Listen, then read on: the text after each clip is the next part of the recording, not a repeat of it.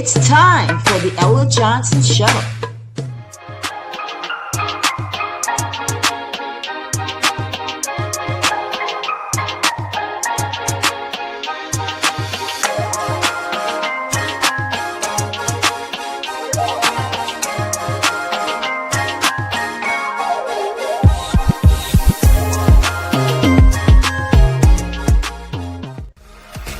Thanks for tuning in to the Ella Johnson Show, where there are two sides to every story. Enjoy the broadcast.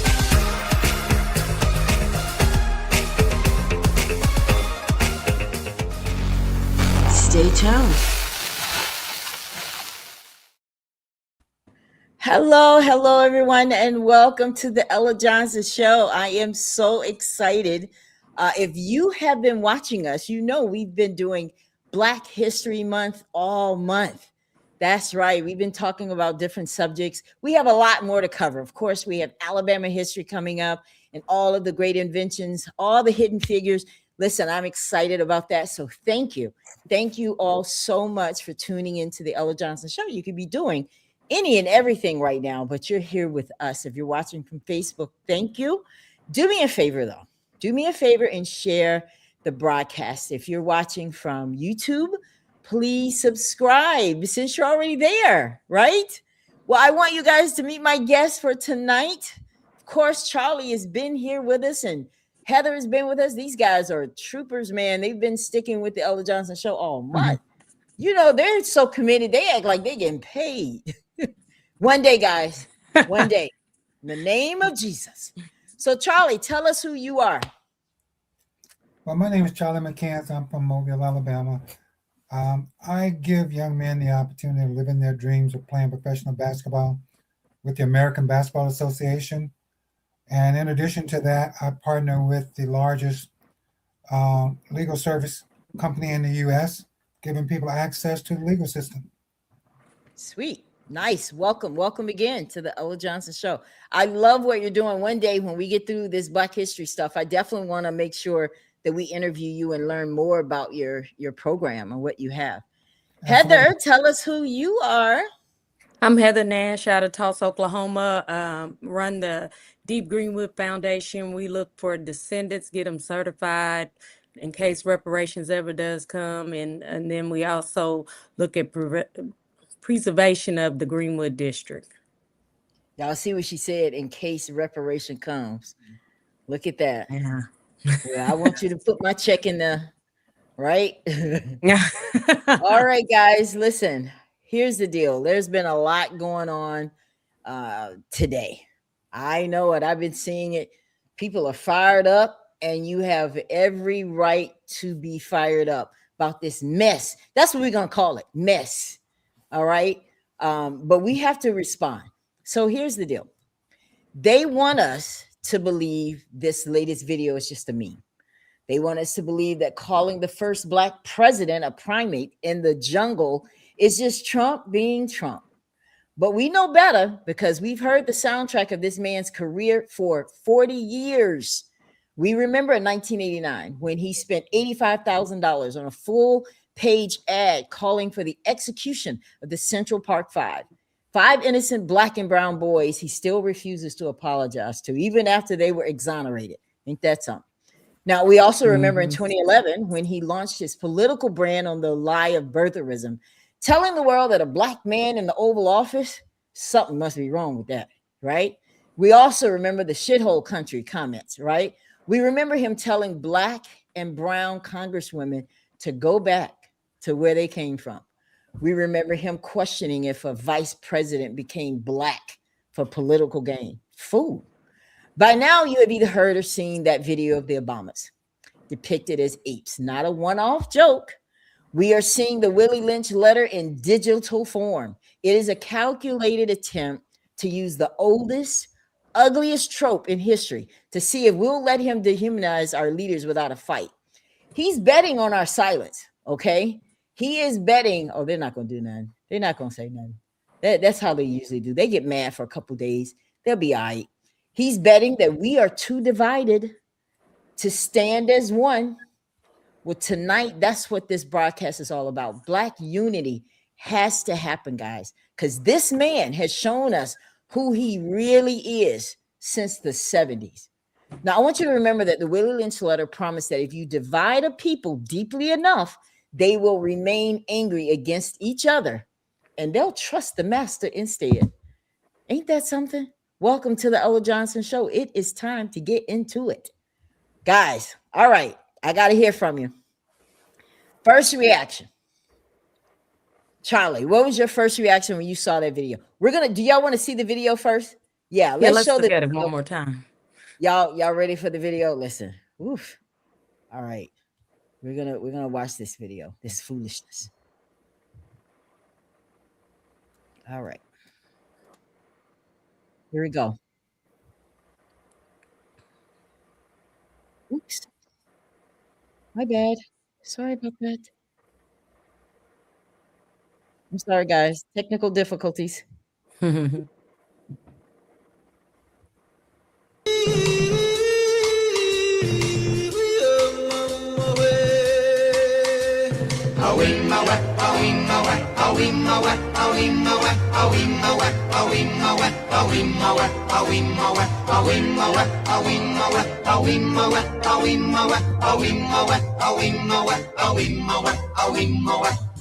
the jungle, the mighty jungle, the lion sleeps tonight.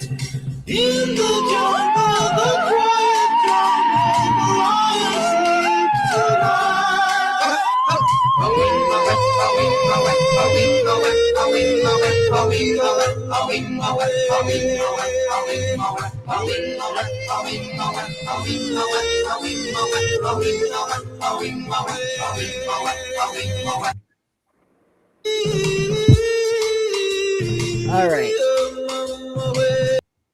All right, let's talk about it. Foolishness. Yeah. Charlie, what your initial thoughts? Talk to me. When I first saw it, I thought somebody was playing a prank, and then I went and looked at it again to make sure, and then I also read sometime after that it was required that he took it down. I said, "Oh my God, what are we coming to?" But to me, it's just like we was talking about last night. It's just another, just something extra for a distraction, because if you are upset about this, then you're gonna move yourself away from things that you really need to be focusing on. Yeah. Heather, what was your reaction? My first reaction was I didn't really know it was him until somebody said that Trump had did it. Not first, I wasn't shocked. I was appalled because you took two black people and made them a monkey. I didn't even know there was a whole video. So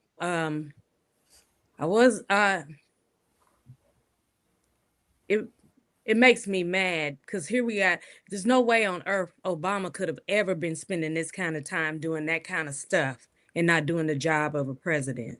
And so that really just bothers me because there's no way on earth that you, I, or anybody else could do what he did, put it out on social media and still have his job. The whole country should be demanding that he step down.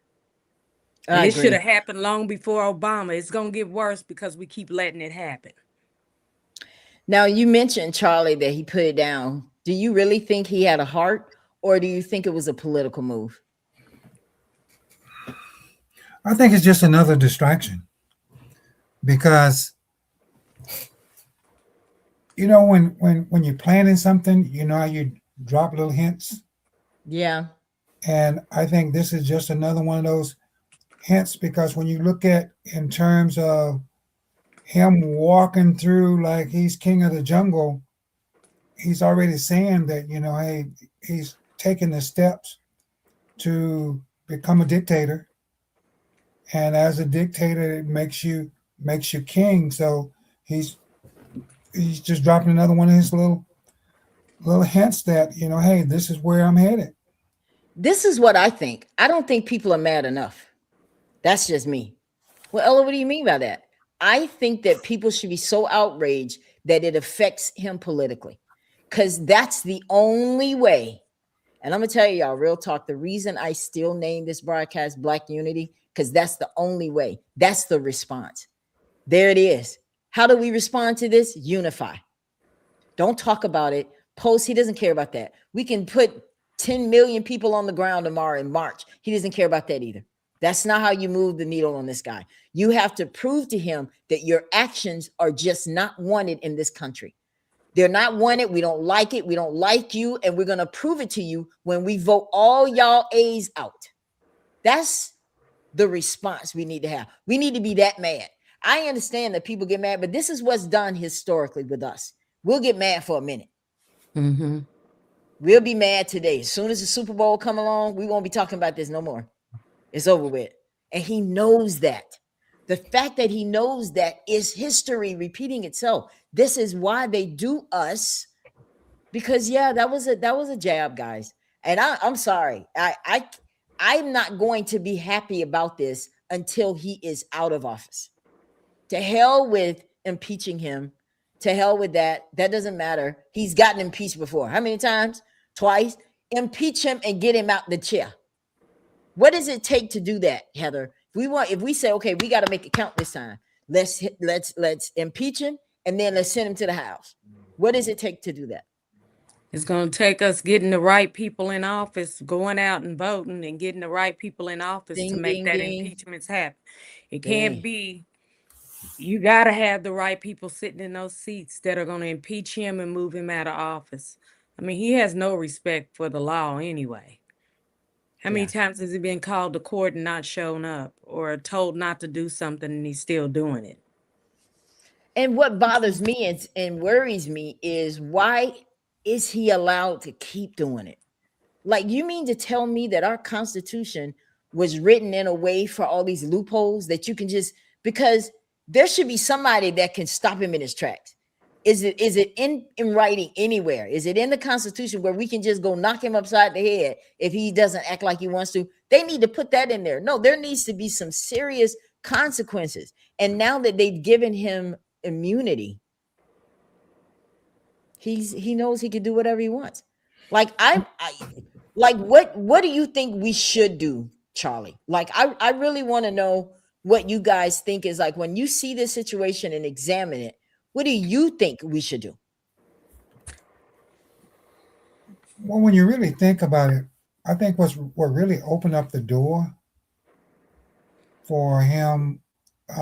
Okay, look at his first term when he made comments that it would be okay just to shoot somebody and not even worry about it.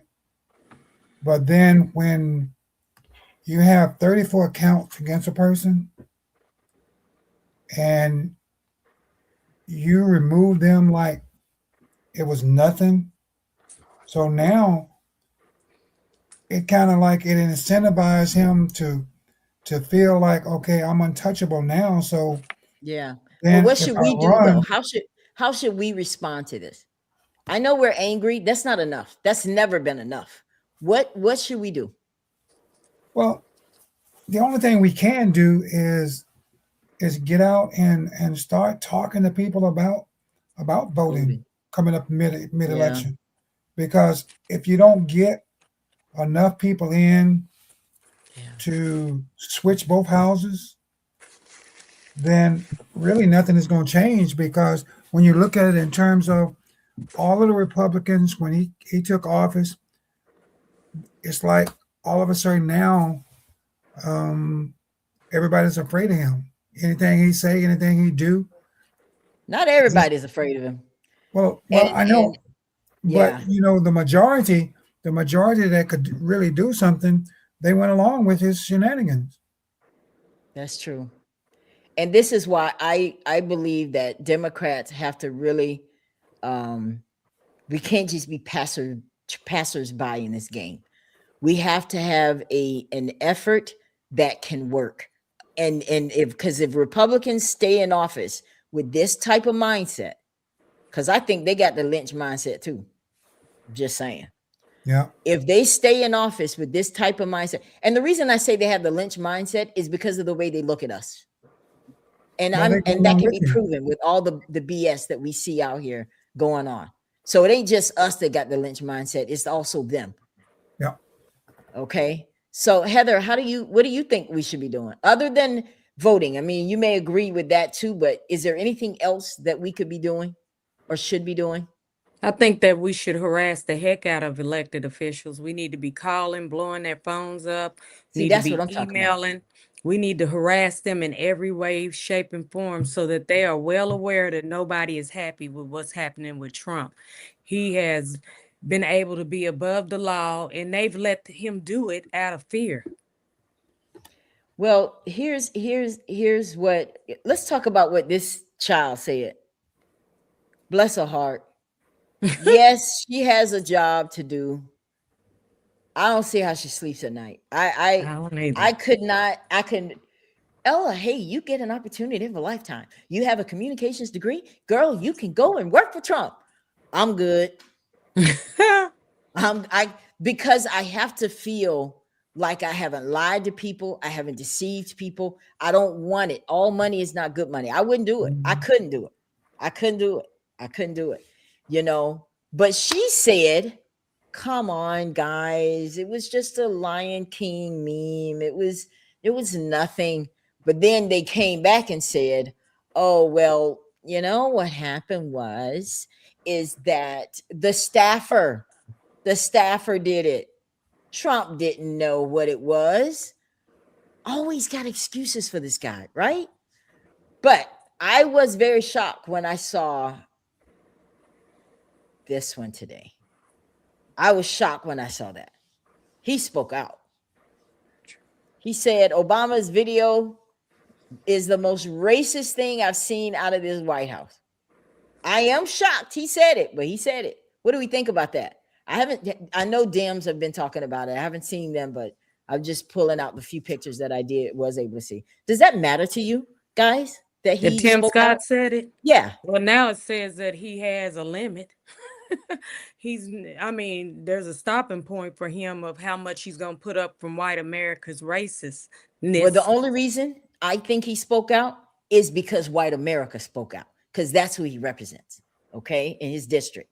So if they were liking it, he would not have said anything because he wants to win. Okay.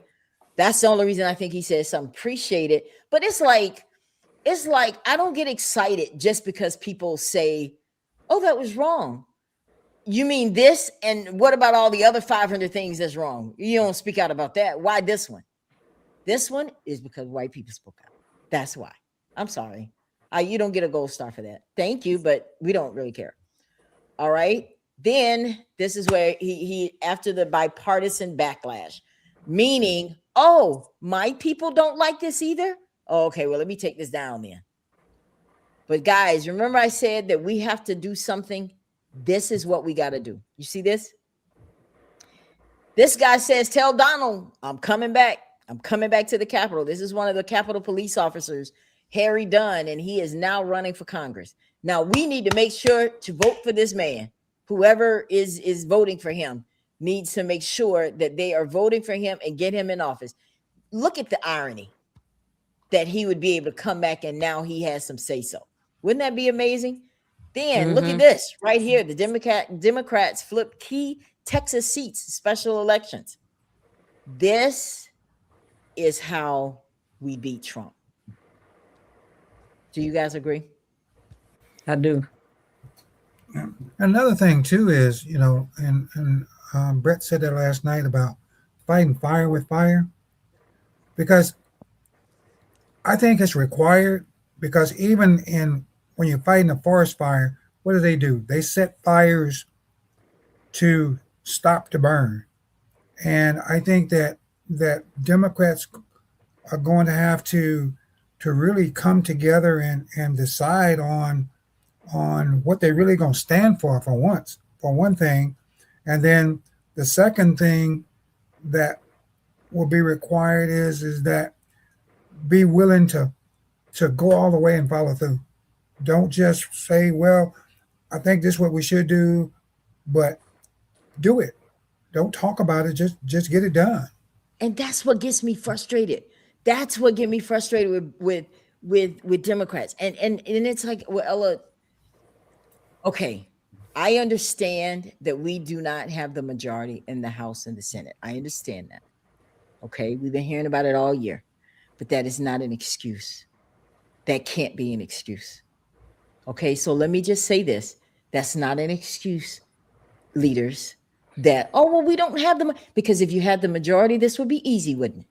Sometimes you don't have the majority. What do when they don't have the majority? They figure it out. They learn how to reach across the aisle and get some of them.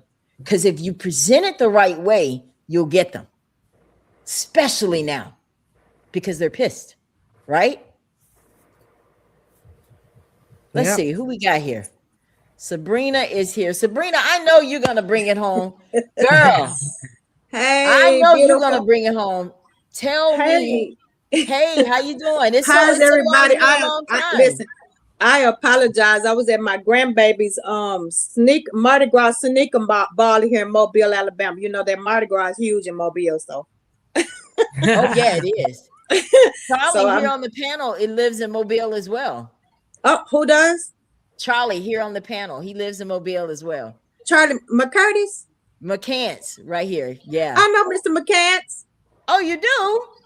Mr. McCants is Sabrina Mass. Hello. Sabrina Mass. I recognize you now.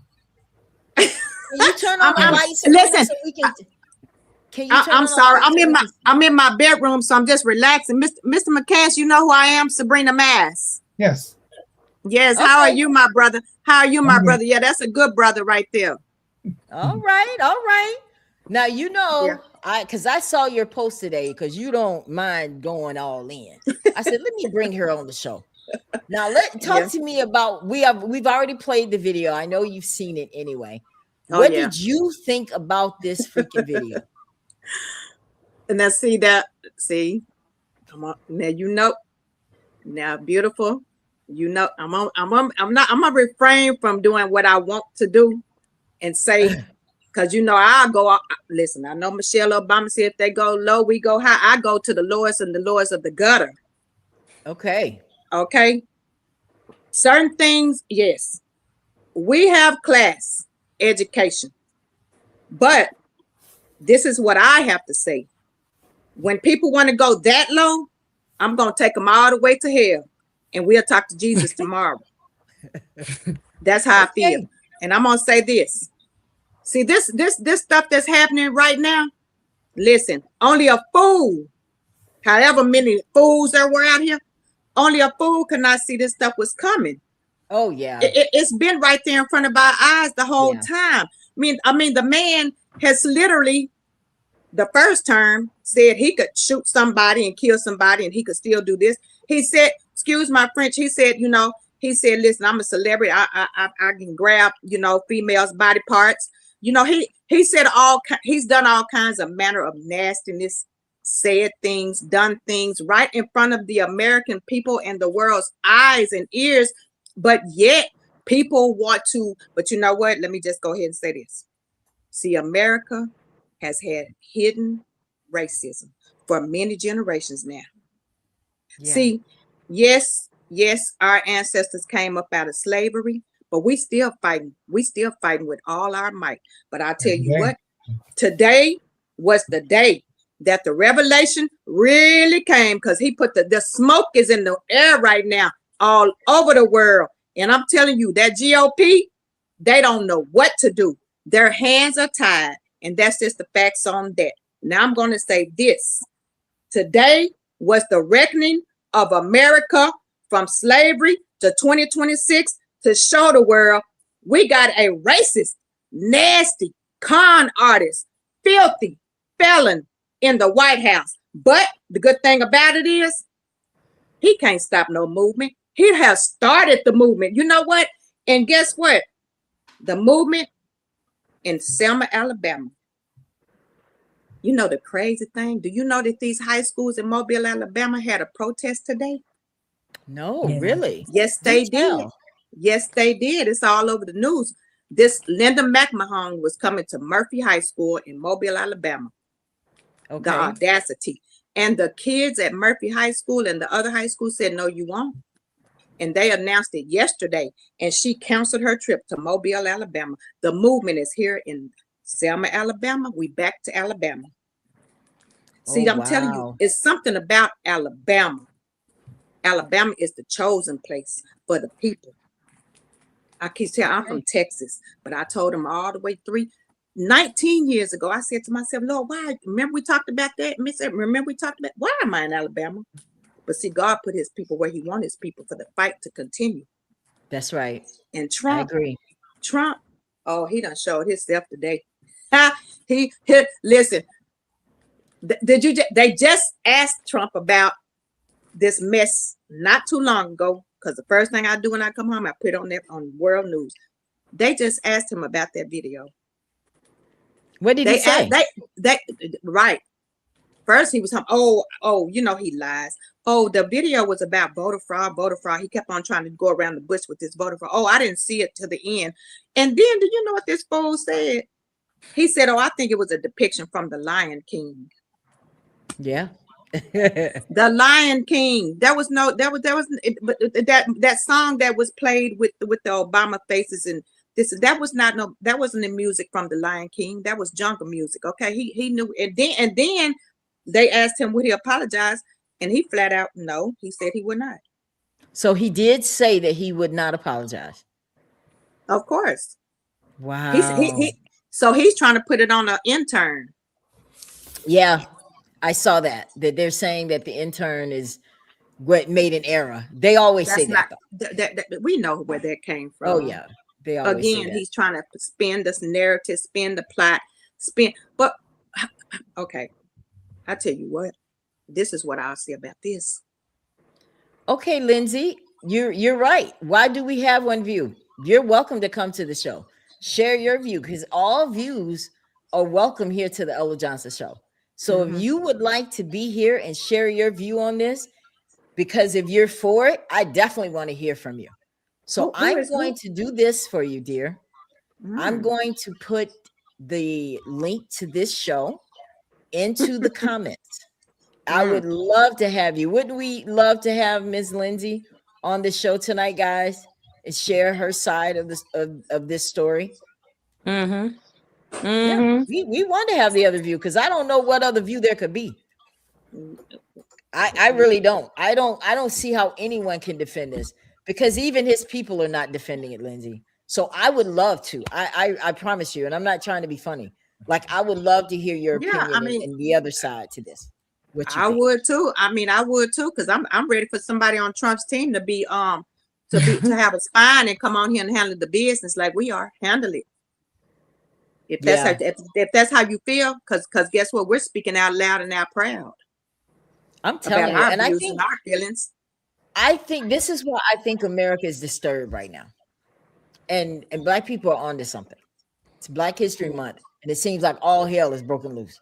From the raid in Atlanta to this video, I think they're disturbed, because the one thing I don't think that Trump wants is for people to really start talking about American history. I'm going to share with you guys something that I did learn. That Trump, when they were talking about you remember when he was saying how they didn't want, the shithole countries, and they don't want people here from all these different countries. He was talking about the shithole countries. He didn't want them here. But then he said, we want people like from Norway. You know what Norway said? Thanks, but no thanks. Right. We don't want to come to your country. We got it better here. We got free healthcare, free education. We get 5 years of what is it, paid tuition? Yeah. Is it 5 years of paid tuition? Yeah. We ain't trying to come to America. Our numbers are better than yours. We're like the third friendliest country in the world. Why do we want to come to America? But you don't hear him talking about that, do you? Right. That's real talk. Okay.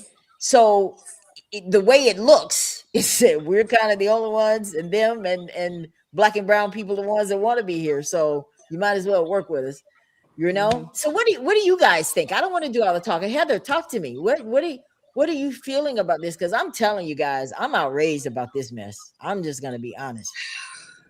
I'm outraged. We're not outraged enough. I guess that's what my thing is.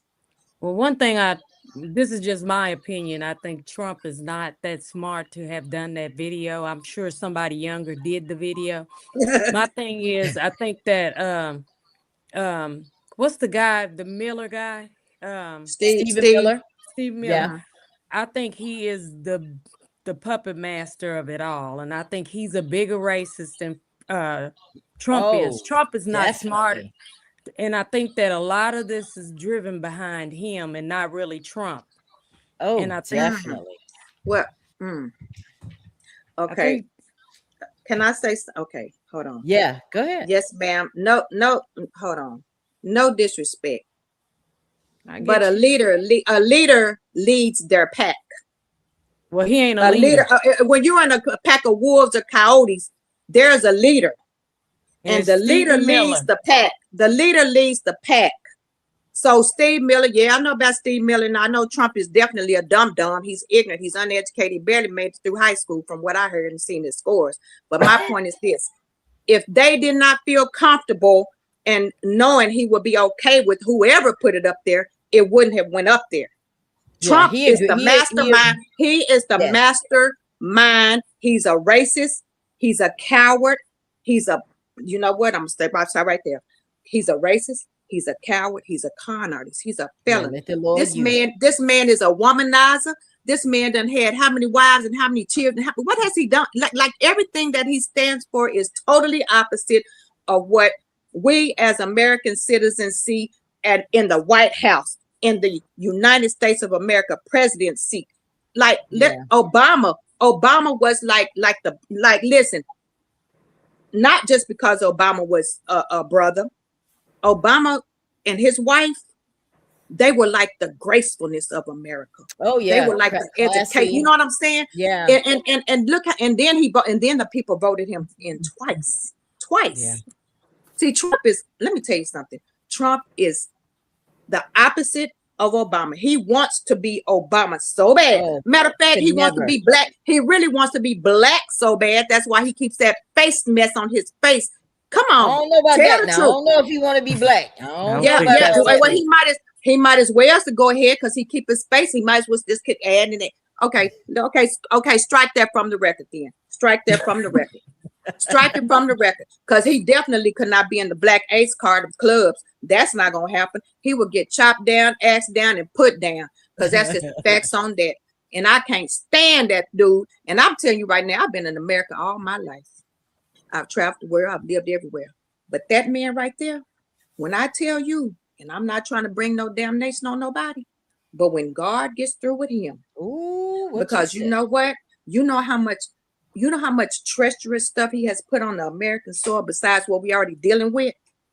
We already dealing with a lot in America. They still haven't compensated and the reparations of slavery and that blood on the soil. And here he comes. Let's talk about some of this stuff. I want to talk about Hattie's comment. Hattie says his wife copied Mrs. Obama's speech. Now y'all know that song? Ain't that trifling? Yeah. Because she's smart. She did. I'm sorry. They say she's smart. How do we know she's smart? They say she's smart. I haven't seen her do nothing besides this little stinking movie she made. How do we? Trump nor her. Trump nor exactly. Exactly. That's my whole point. And that's why I'm saying that that's the reason why Trump is a racist. Don't get me wrong. I ain't gonna never say he's not. But he ain't smart enough to do the stuff that he's doing. Oh no, I agree with you. Than him. And I think he's a puppet master. And I also think that Trump is you put the seed in his head and he says it. He's a dummy. You put it in his back and you put a drop of dime in and he says what you want him to say. And that's what they're doing. Trump's a dummy. He's not no leader. If he was a smart leader, he wouldn't do what he did today. Well, when I say, let me reverse that then. Of course he's not a leader, but he's a leader of evil. He is there's different types. There's different types of leaders. Okay. Obama was a leader of the nation, of all people, not black people, white people, pink people, all people. America is built on slavery. Up from that, we got past that. We thought we got past it. We back at that square one right now with Trump. Trump is the mastermind. Think about this. If he wasn't the mastermind, why does he have so many cult followers? They're So, following guys, we got a Trump. question. He's They're saying following he Trump. says what they want. You drop a dime in But Trump's back. He but says no, what he they're wants for saying people in no. America. They're saying what he wants. He's the president. No, he says what they want to hear. That's why they allow him to continue to be the president and do the stuff that he's doing. But There's he's no the way on earth. president. There's Yeah. no way on earth Obama can do the things that Trump is doing, Well, and of people course. wouldn't have wanted him out. White Of course, 'cause America, he a would. large number of white Americans that support what Trump says are supporting this because that's the way they feel and believe. There it is. They believe it. Guys, I want to get this. This guy says, why is he the president then, guys? Why Because is he he's the president? because he's Because racist. racist Because Americans want him in office. because he's racist, uneducated hillbillies put in him in there because the elite. If you do your homework, the elite educated white people did not put him in there. Yeah. These are uneducated hillbilly backwoods, back in Kentucky, Virginia, wherever. They put him in there. Okay, guys, with all due respect, he won the election. Okay. So he said he cheats and steals. So he said. I personally think they cheated. I have no proof of that. He said they cheated. But he cheats won and the steals. election.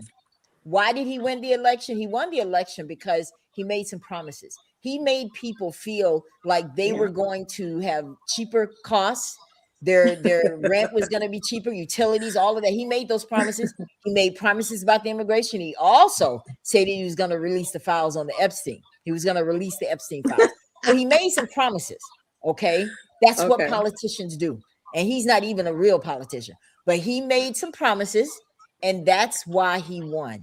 Okay. So that's real. And then a second, Marcus, just for you, we're going to put Trump side by side with Obama. And then we'll see. We'll see the real deal. Because if you are here and you are representing Trump, you have that right to do that. But at least know why you're representing him. Okay? At least know why. Said you're alive. Okay. Christians, we shall overcome. Oh, Lord. This child said Christians. What did it say? He said Christians, we shall overcome Democrats. And then he makes it rats. Democrats. Okay, Marcus, okay, well, we can, well, if he want to say Democrats, we can say Republic KKKans. I mean, what we gonna do? We gonna do this because I got wordplay. I got a lot of Texas wordplay. We can go there. So if we gonna be Democrats, which that's okay, because some of us had to live with roaches and rats, but we done overcame that struggle because y'all put us in that struggle. But what you can't overcome is them Republic KKK cans with that coward sheet over your head. You take the sheet off, come see me and be in my face, and we can talk about some stuff in real truth in real time. And that's just the facts on that. Now, what we gonna say now? Next. So I want to address this because this is definitely one of the Republicans' talking points, this Christianity thing. And they love to say that Republicans behold the values that Republicans carry. In other words, Republicans are more Christian than Democrats because we do abortions and all that. Okay. So let's address this Christian thing because this is the part, because I know the Jesus that you guys made. Okay. Let's start with that. If we all read the Bible, we know he represents love. We know he represents certain values. And to be a Christian, you have to be Christ-like. So if you're going to call yourself a Christian, make sure you're checking off the buttons that say Christ-like characteristics. Okay? And I don't think that the Republicans behold that. Now, this is the thing. I know they love to say about abortions, guys. Oh, you Democrats are always getting abortions. Okay. Well, here's the deal. Abortions is something that Republicans get to. Okay. They get them too. That is not a Democrat thing. That is not an independent thing. That is a people thing. Now, this is the thing. You talk about being Christ-like. Well, do you know him? Do you know that he actually loves people and he actually forgives people when they do stuff? And even he doesn't hold people, throw anything over their head to make them choose him. He gives us all free will. So you guys think you're acting like him. And this is the thing that gets me with you Republicans and the people that put Jesus on a picture and made him look white with blonde hair and blue eyes. You're going to hear today on the Ella Johnson show, that ain't who he was. I know that messes up your whole world, but that's not who he was. That's not who he was, okay? And the reason you guys did that, I don't even know if you know that, but the reason you did that is because back in those days, you wanted to have a symbol, something that was pure. And you knew about Jesus. So for him to be pure in your eyes, he had to be white. So you came up with this beautiful painting and made him out to be a white guy with blonde hair and blue eyes. Now, I encourage you, Marcus, please go look and see the real picture. If somebody that's watching this broadcast can do some research for me real quick, let's show Marcus who Jesus really looked like, because there is a picture out there of him, and I promise you, he looked way more like me than he do you. Just saying. But when you get in the Bible, also, you know, there's a great description of what he looked like as well in words. Yeah. Let's do that. Let's talk about it in the Bible, what it says. Somebody drop that scripture for me along with a screenshot of the scripture of how it describes it. Hair like wool. Go ahead, Mr. McCann. That ain't straight, because wool ain't straight. Last time I checked, was wool straight, Charlie? Heather, was it straight? No, mine ain't. No, it's kinky. Okay. Curly and kinky. Okay. That's just facts on that. His skin was like bronze. His skin was like bronze. And common sense says, first of all, I don't know if anybody on this panel ever been or lived in the Middle East, because I know what it is like that. It's hot. They think it's hot in the South. It's not hot in the South compared to over there. So common sense says he gonna be dark skinned. He gonna be dark. He gonna be a brother. Let me tell you something. Let me tell y'all something. If you ever go overseas to the Middle East, especially military, Mr. McCann may know, they don't like no blonde hair and blue eye. They call them blonde hair and blue eyed devils. Them people in the Middle East. Especially they'll see a person of color, black woman, white woman, black woman, a black man, and they'll say, "What? There's Assalamu alaikum, my brother, my sister." That's what they say over there. White people, they don't mess with them.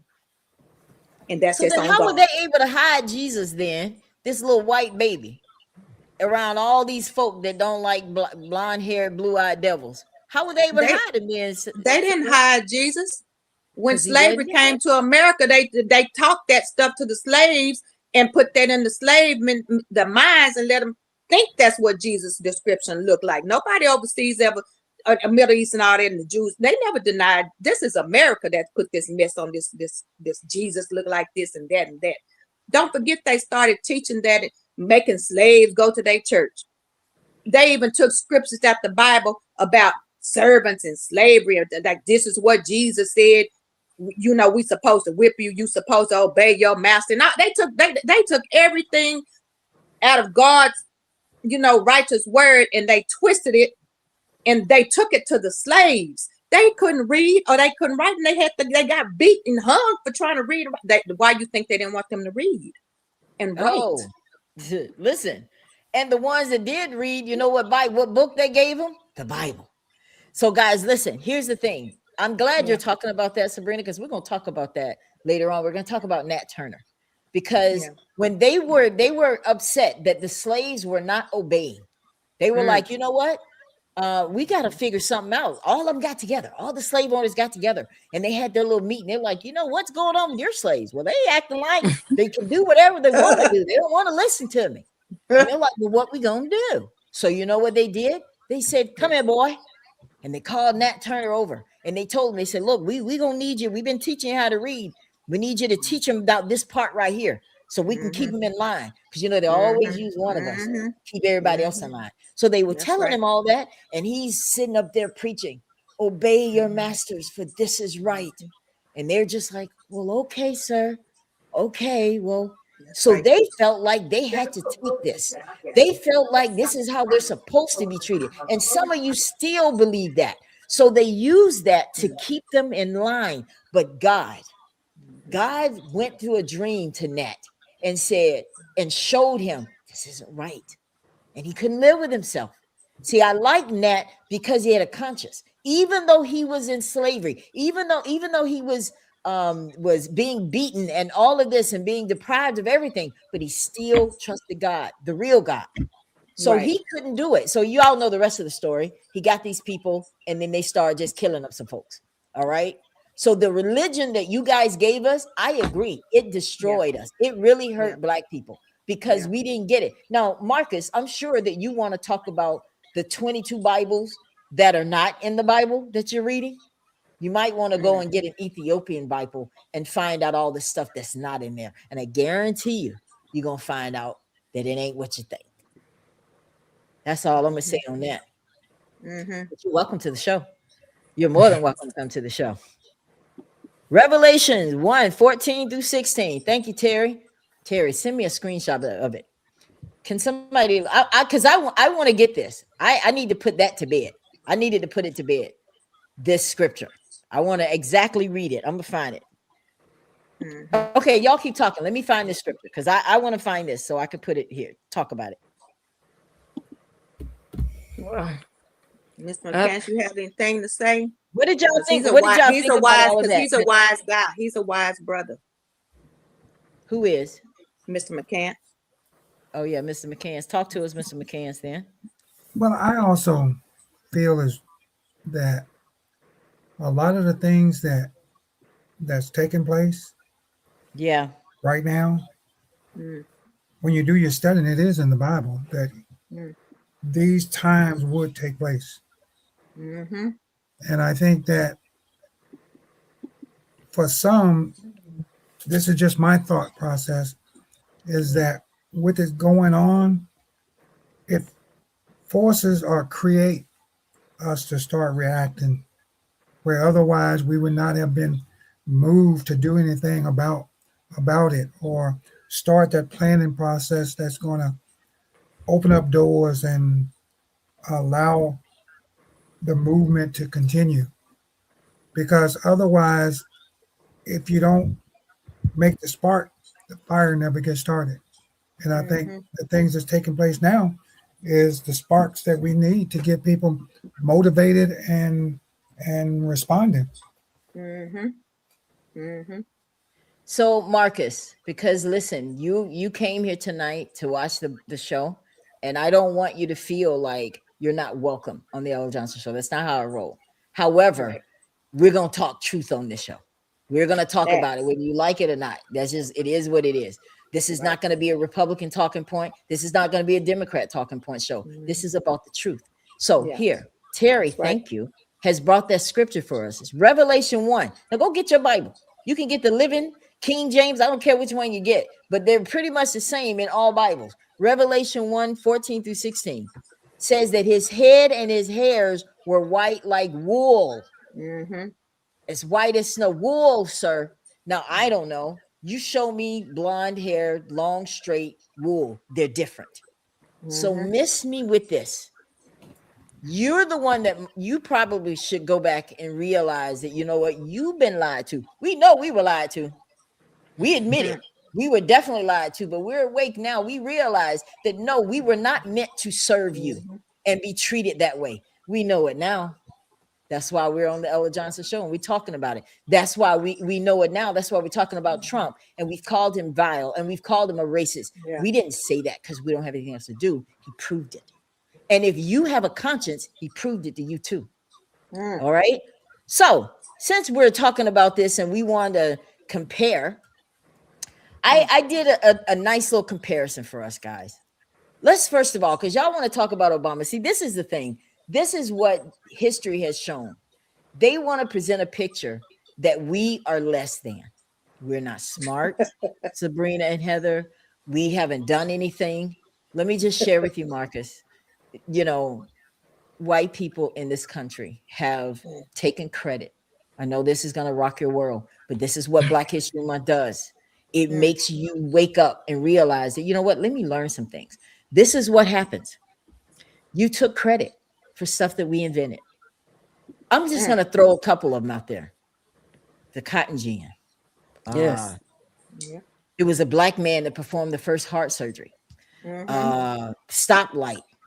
Y'all stop me. Y'all give me some more. Because we're going to talk about them here. GPS. What's another one? GPS. That was created by a black woman. Yes. In recent and this generation. Okay. So we've just given you a few of those things. John Deere, that equipment and all that was created by black men. They just changed the name to John Deere. Okay. Come on.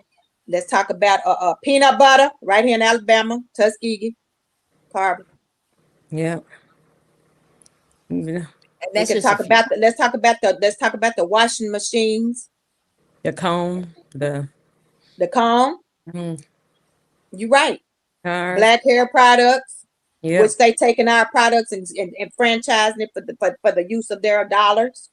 Yeah. Levi's jeans. That was a brother that came up with that. I'm sorry. Go ahead.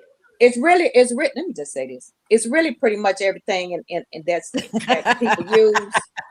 Let's just go ahead and tell the truth. It's really, see, let me tell you, you know why I say that? Because the blacksmith in slavery, blacksmith.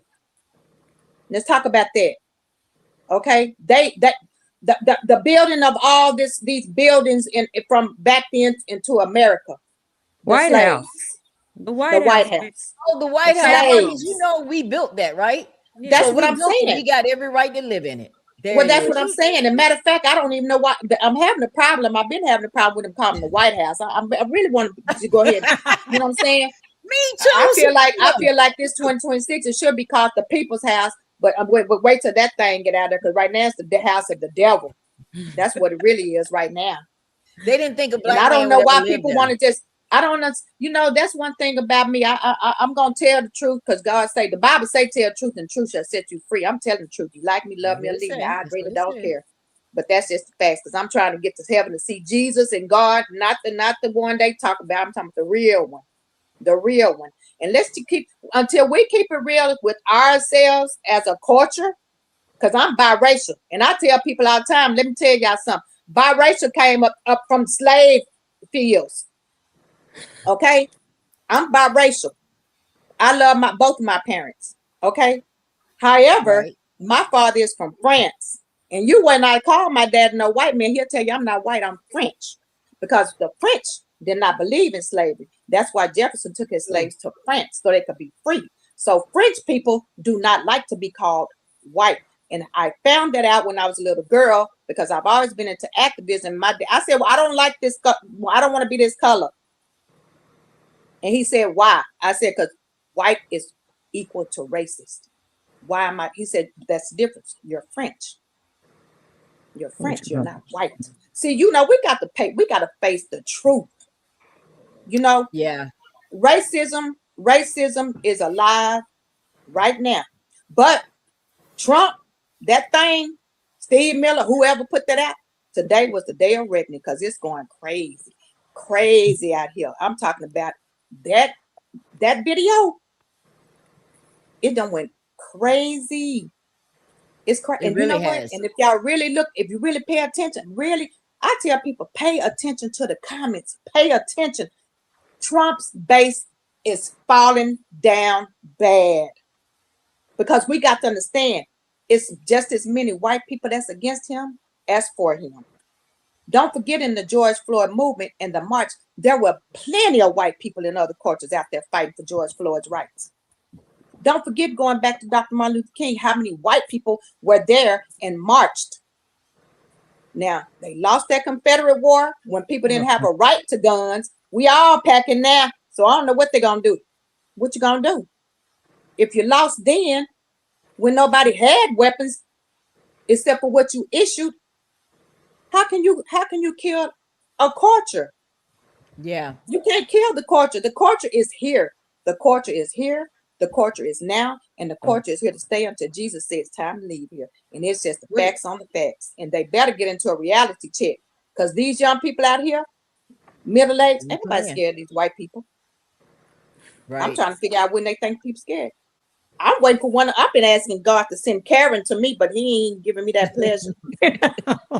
So you want Karen to come to you, girl? I don't think so. Girl, I be sometimes I be looking at these videos with the Karens, and I be saying, "Well, Lord, why I can't have Yeah, that I haven't met experience one with a either. character. I haven't met one. Charlie, what do you say about all of this? You know, we have the people that came up and they were concerned that what we're saying is a lie and that Trump is not whatever we're saying and that they're the true Christians. What do you have to say about all of that? Well, a lot of times, people will claim to be something that they're not for the simple reason to get on the bandwagon. Because when it comes to recognition, different people accept recognition different ways. And I think that with his press secretary, she's at a point in her life to where you know how people want to be seen. And I think she's one of those people that want to be seen. So because if she didn't support what he does or what he says, then she's not in the limelight as much as she would be. So it's easy to pretend, very easy. And I think that's what a lot of people are doing. They get on the bandwagon because it sounds good or it looks good. Yeah. And I think another thing that, this is just my thought process, is that because of how he respond and how he react, along with the comments about violence and stuff like that, that it gives people the opportunity to live out who they really are. Because if you have had it locked up for years and years and years, and now here's a person that can do any and everything and say that you can do any and everything and get away with it, why not let it run rapid? And I think that's one of the things that's happening with a lot of people in America today, is they've always felt that way, but they never really had the opportunity to really say what they thought or how they felt. So guys, here's the thing. We know that this whole thing for years, for at least 15 years, Trump has been battling Obama. Okay. He has been and I don't want to just be outraged. I want to show people why we're so frustrated. We're frustrated because he's not Obama. He will never be Obama. He has not accomplished the things Obama has accomplished. That's real talk. We know he's jealous of Obama. It happens. Do you guys remember when they had that White House dinner and Trump was sitting in the audience and Obama was up there and he was talking about him and he was cracking some jokes on Trump, and Trump was just sitting there seething in it, Well, his close friends came out and said he was irate after that dinner. Now, in the dinner, we saw the cameras on him. He looked like he was cool and like, okay. He was thinking of a plan then, we think. He was thinking of a plan. Yeah, okay, brother, I got something for you. So what did he do? As soon as Obama got in office, as soon as he got in office, his job and his goal was to dismantle everything Obama had done. He didn't want him to have a legacy. What does that sound like? Hello, somebody. What does that sound like? They don't want you to have a legacy. Sounds like lynching to me. Yeah. Sounds like exactly what they did when they lynched. They ate them. They sold off their body parts because they didn't want there to be any remembrance of those people. Okay? History is repeating itself. They're just doing it a different way. We saw you, Trump. We saw exactly what you're doing. You're like, okay, I'll take it down, but at least I got it out there. I let it stick. And now, black folks, here's a message for y'all. Don't forget this. Don't forget this. Don't be angry today. And then by Sunday, because we're celebrating Super Bowl, we've forgotten about it. We need to unite. We need to vote the Republicans out, every single one of them. And the ones that don't stand up, you need to call them out. Call out your people. I'm calling mine out. Who are my senators? I can't think right now. Senators, whoever they are in Florida, Miss Ella, if we can actually go back to the first term when Trump was in there, let's just keep it real. He called. Okay. He said he called Obama an ape. He called him an ape out of his mouth. He did that, and he said he was the Antichrist. So who really is the ape and the Antichrist? Because Guys, we got for to the record- understand, God sends his people just like the devil sends his. For the record, So- apes are closer to like white people than blacks.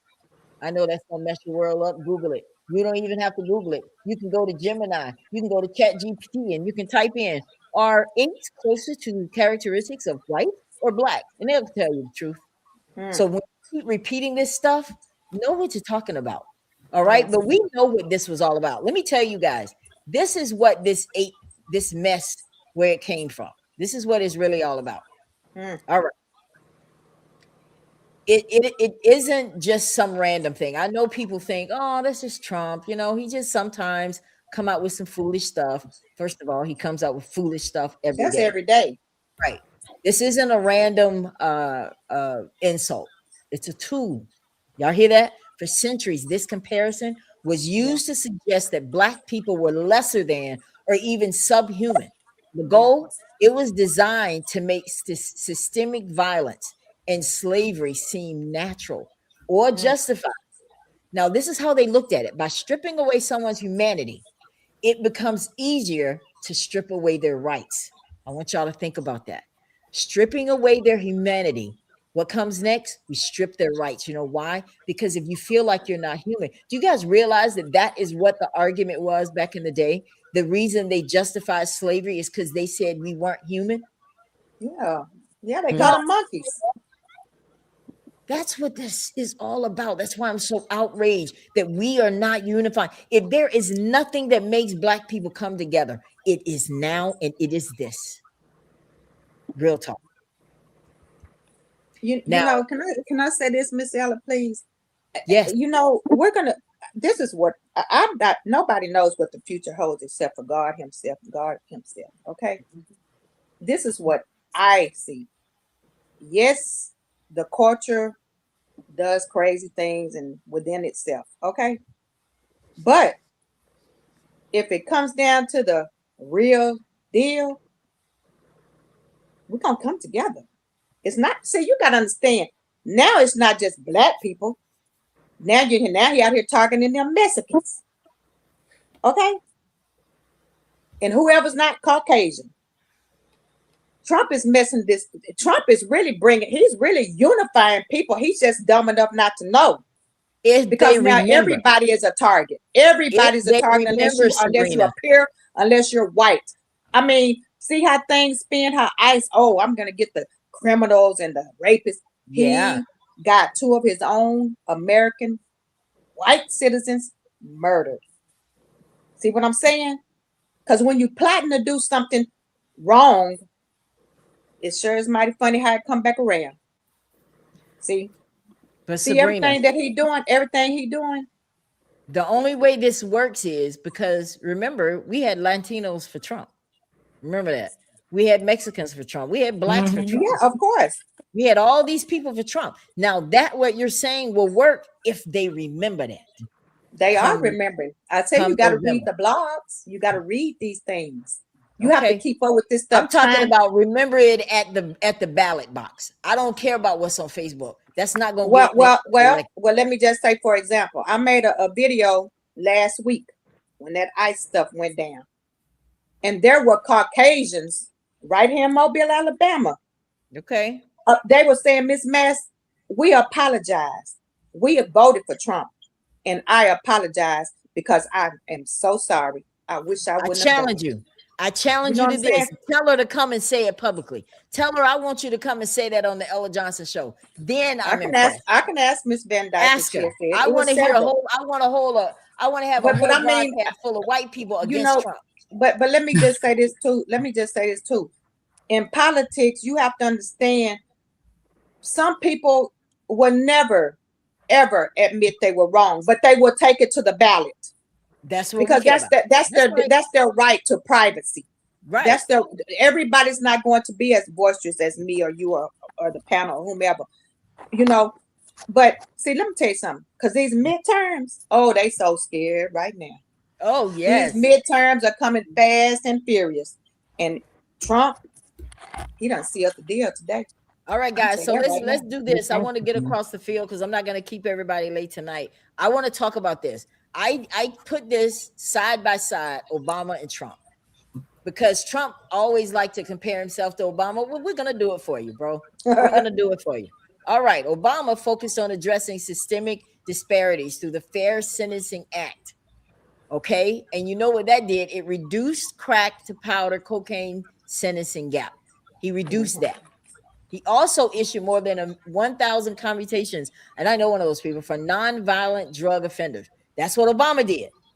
Trump signed the Bipartisan First Step Act. Y'all remember that in 2018? And the purpose of that was to reduce recidivism and reform federal sentencing laws. However, his administration was criticized for halting consent decrees, okay, that the Obama DOJ used to investigate police misconduct. That's one way. That's the criminal justice side. You want to compare? Okay, let's talk about education at HBCUs. This is a big one. People are always talking about, well, Trump did a lot for the HBCUs. There's nobody that's done more for the blacks than me.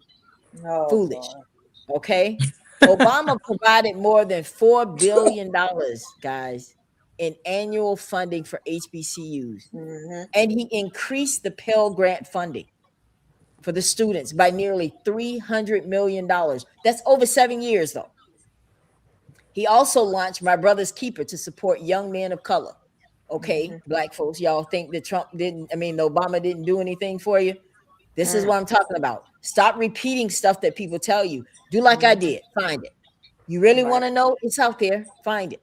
Now, Trump signed an executive order to move the White House initiative on HBCUs into the executive office of the president to increase their case capacity. He also authorized over $100 million for scholarships and research land grant HBCUs. You see how we're giving him his credit? We're not trying to sit here and just say he did nothing. Obviously, he was the president. Obviously, he had the power to do some things. Okay? Let's keep it going. Obama appointed 82. Is that 82 or 62? I can't see. 62 black judges to the federal bench. 26 black women, setting a record at the time. Obama did that. Did that say black judges or did that say just judges? It says what? Black judges. 62 of them. Now, Trump appointed a record number of appeals court judges, though none of his initial 53 appeals court appointments were black. None of them. So when we want to celebrate him and say he did more for you, this is a side by side. So us, because remember, my goal tonight is to get us to unify. And the first thing we need to do is know why we need to. Know why we need to, know how to, and dismiss all the lies that you've been told. All right? Now, I'm not going to go into that other thing. What do you guys think about all of this? Well, one thing I do think is, one thing I'm thinking is, Black people, we got to do a better job of being educated about the system of government. I think a lot of times we think the Black president of the United States should be doing something that a city councilor should be doing. So they're looking at, I've seen this a bunch of times on Facebook where they'll have a picture of Cabrini Green in Chicago, which it doesn't exist anymore. And then they'll have a picture in 1984, and then they'll have one when Obama was in office. And I'm like, that is not his job. The housing authorities at the state they provide money down low, but those people are the ones that stayed in the local is the one that handles your housing authority. So our people need to really understand the system they live in. And then they will really understand that Obama had done his job for us. That's one thing that annoys me to no end. And that's why it's so important to vote in these local elections, guys. Don't just wait. We're just going to vote for the president. It's your local, your senators and representatives. Well, what people have to understand is the city government, and I'd say that because I deal with the city council and have done for 20 years straight in this city on different committees appointed by the mayor and the city council here in Mobile. The city and the state, or their laws and their constitution, is going to impact you way more than the federal government. you hardly ever deal with the federal government in your personal Right. lives. The city makes their own ordinances and they pass their own laws in the city that you reside in. And then it goes from that, they compare it to the state. Then they compare the state constitutions to the United States constitutions. So that's 3 different layers. So city elections actually are way, way more important than federal. Not saying federal is not, Right. because city makes the ordinances and they make their laws in their jurisdictions. Okay, the state then the federal government. So you got to go through those. It's like a chain of command, right? Okay, you're right. When the federal government hands down finances, then it goes to the city, comes from the state to the city, and they do distribute how much goes into what and what and what. So yes, she's right. The federal government gives the money, but it's up to the state and the city to legislate where that goes and what cap it goes into and how much and blah, blah, blah, blah, blah. So how do people You're right. find out what's being allocated through their state? How do they find that out, Sabrina? They can go through their governor's web page. They can go to the House of Representatives. They can go to their local senate. Because you know, even your city councilor. Yeah, you can go. You can go. Listen, you can even, people don't even realize you can even create your own legislative laws and submit it to your legislative branch to try and create new laws. And see, you know, most cities don't even know that they have a free law library in every city. At Government Plaza, the free law library is right upstairs. You can go and they have every Supreme Court case in the United States free to look up and find and research. See, she's right. Our people got to get better on educating themselves about the everything system. is right there for us. And then what's crazy, in my day, we had to go to the library and do our research. We didn't have Google and encyclopedia. Facebook, and we had to go to the website and find the sources and cite the sources and go to, you know. So this generation has it so good. They have it so good, and it's accessible. It's so accessible. But you know what they used to say? I don't know what they're doing now, because I read books. I still read books to this day. I love books. They used to say, if you want to hide something from a black person, put it in the book. In the book. Yep. And that's sad. Put it in a book. That's so sad. And guess who not only heard that? The white people.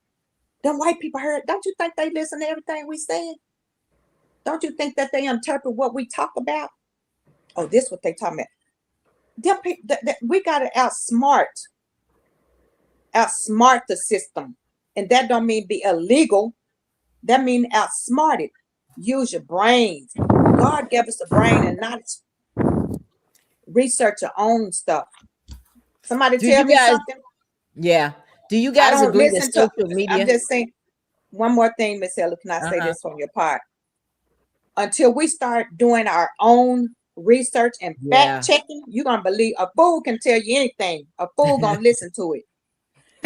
If somebody tell me something, okay, I'm not calling you no liar, but I'm gonna go fact check it before I open my mouth and think.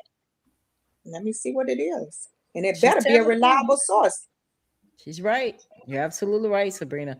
Do you guys think that social media can be beneficial if it's used right? Because what happens is when you see somebody post foolishness that goes against everything you just said, Sabrina, like, oh, Trump is Obama, eggs are so expensive. Obama is horrible because he can't lower the price of eggs or the price of gas, without knowing how that really can happen. And I think that, and then they keep repeating that.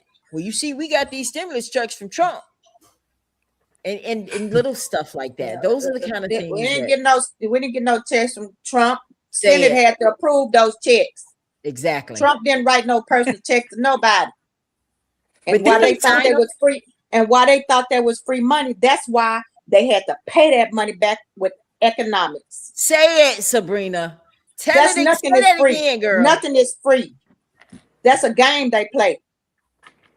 And another thing, Trump do not regulate no oil and gas prices. OPEC does. The president don't regulate that stuff. Trump got the He don't even know what it means. He said he gonna make the grocery prices go down. No, that's called supply and demand and surplus. The banks control those prices. Yes, he could have an input and push for it. The commerce banks, they make these prices on this stuff. Now, when he put them tariffs in place, guess what? That's what happened. Oh, we're gonna make this stuff go down. But what did he do? He came back and wanted tariff. See, this is a whole bunch of stuff that you got to know what's happening. You got to know the facts on how the money moves and who makes the decision on the money. That's right. Follow the money. Real talk. Really, but he making his bank account stack up because he's stealing.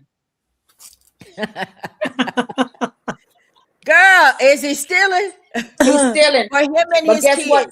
He definitely, of course he's stealing. He making his family get richer. That man is a billionaire now. He's a billionaire.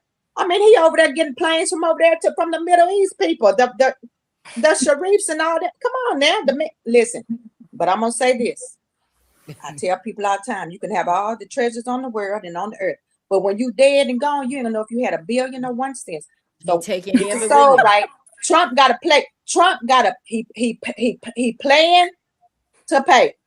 He paying to play. And when the God Almighty get through, all right, because guess what? I don't hate that dude. I promise you I don't hate him. I hate what he does and I hate his ways. I don't have room to be hating anybody.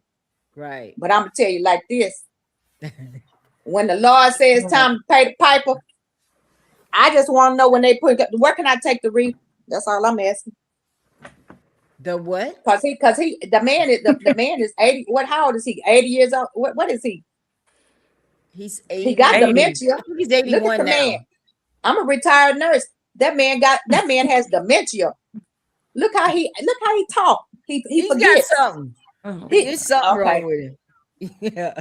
Them people in the White House know he's got problems. Why they won't release his medical records?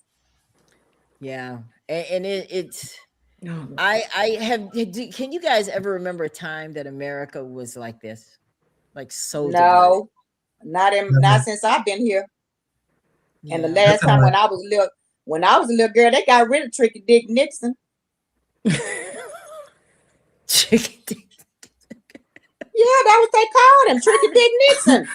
The Watergate scandal. They hurried up and got him out there when they got them tapes. I remember that. That's the first time I really heard about politics. Is the Watergate scandal. Okay, then they got when Clinton was up there talking about At least Nixon was smart. Yeah, she was smart. Then here come Clinton. I mean, don't forget the Clinton situation. They drilled that man, and he was impeached. He was an impeached president, but not not to remove him from his seat. But he was definitely the first impeached president in our generation.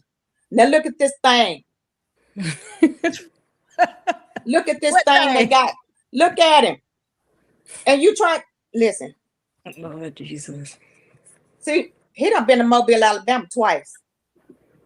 Now the third time that Stimson was trying to bring that thing down here to Mobile, myself and many people told Stimson, I'm telling you like this, bruh. If you bring Trump one more time to Mobile off our tax dollar, land gonna burn. The stadium gonna burn. We ain't just listen to this man come down with this racism. It's just gonna have to be the burning of it. It's gonna have to be the burn, and it's not gonna be no KKK burning of no crosses. And they wanted to bring him back a third time, but between Mobile, Alabama, Huntsville, and Birmingham, read it, Google it. They told Trump, you cannot come through Alabama. The people are saying you are not welcome, and he canceled his trips because people like myself stood up. You remember that, Mr. McCants? I think he went to Florida instead. Oh, thank you. He went to He went to Pensacola, Florida. Wow. Because the people like myself, Mr. McCants, and the people, we stood up and said never again, and we told Stimson, the mayor of Mobile, because he brought him twice. And Trump came and he spent the taxpayer dollar. Our mayor at that time, he wrote off the tab, and the taxpayers had to pay for that man's trip. And you're going to bring him 3 times, and on my tax dollar, that man don't even like me. He don't like nothing unless you KKK white sheet. So why in the world will we be welcome here in Mobile, Alabama, where it's 57% more blacks than whites? Now, Sabrina, Now, are you part of the voting movement there in Mobile? the who? The voting movement, like getting people to vote and Yeah, I'll be a part of that. I'll be a part of whatever movement my mouth say I need to move. I don't really, let me tell you something, Miss Johnson. I really don't like to lock myself into organizations because my mouth is cut. They don't get me wrong. They be inviting me to all they eat stuff, and I go and I support if it's right. But they know I'm very wise and I'm very inquisitive, and they know my mouth is cut. Because I'm not gonna kiss no behind. I don't care if you president. I don't care. Because the truth is the truth. I stand on truth.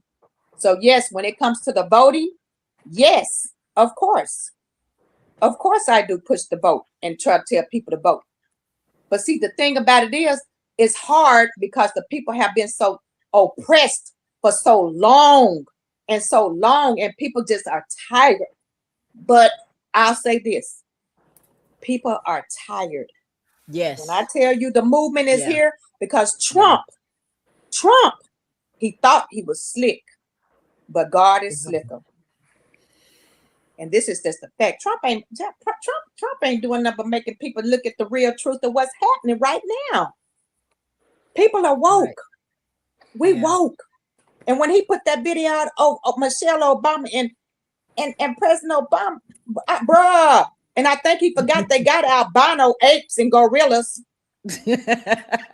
See, he's not smart. That's what I'm saying. He definitely is not smart. Because if you look at his lips, bruh, who really came from an ape? Because we got them big, thick, you know what I'm saying? Say it.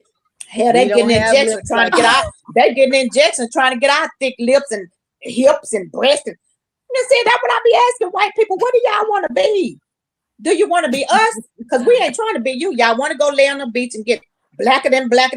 We're trying to do that. You know what I'm saying? And then you want to get the lips. Then you want to rap. Then you want to eat the soul food. Now you eating chitlins. That's why they high. Can't even get oxtails now because y'all want all those. You can't get pig feet because y'all want those.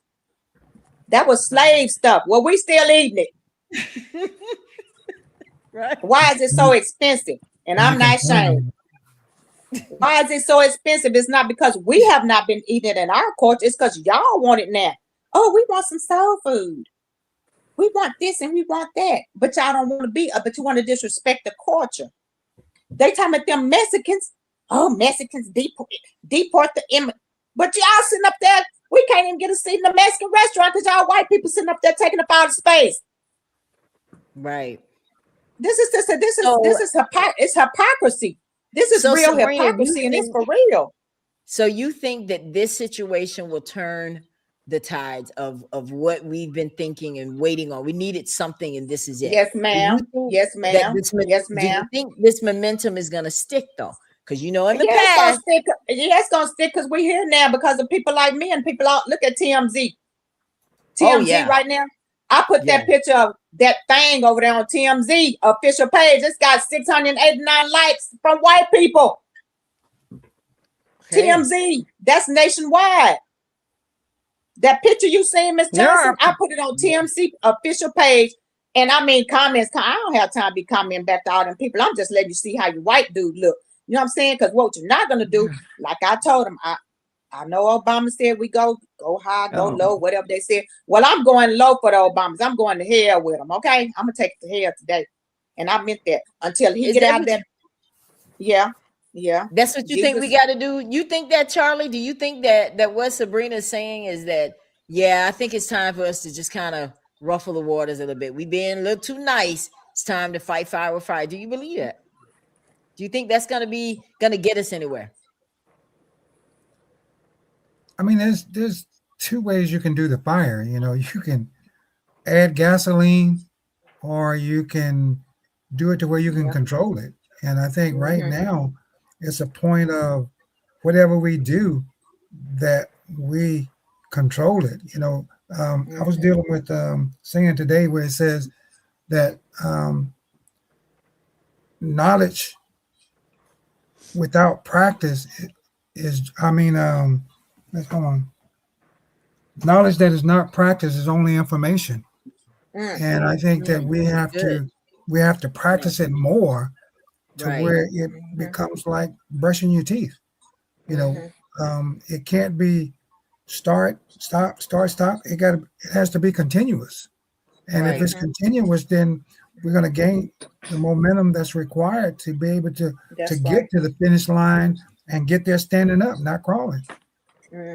So I want to turn the corner a little bit, guys, because one of the reasons that we wanted to come together tonight is to talk a little bit about the Willie Lynch letter. Is everybody familiar with that?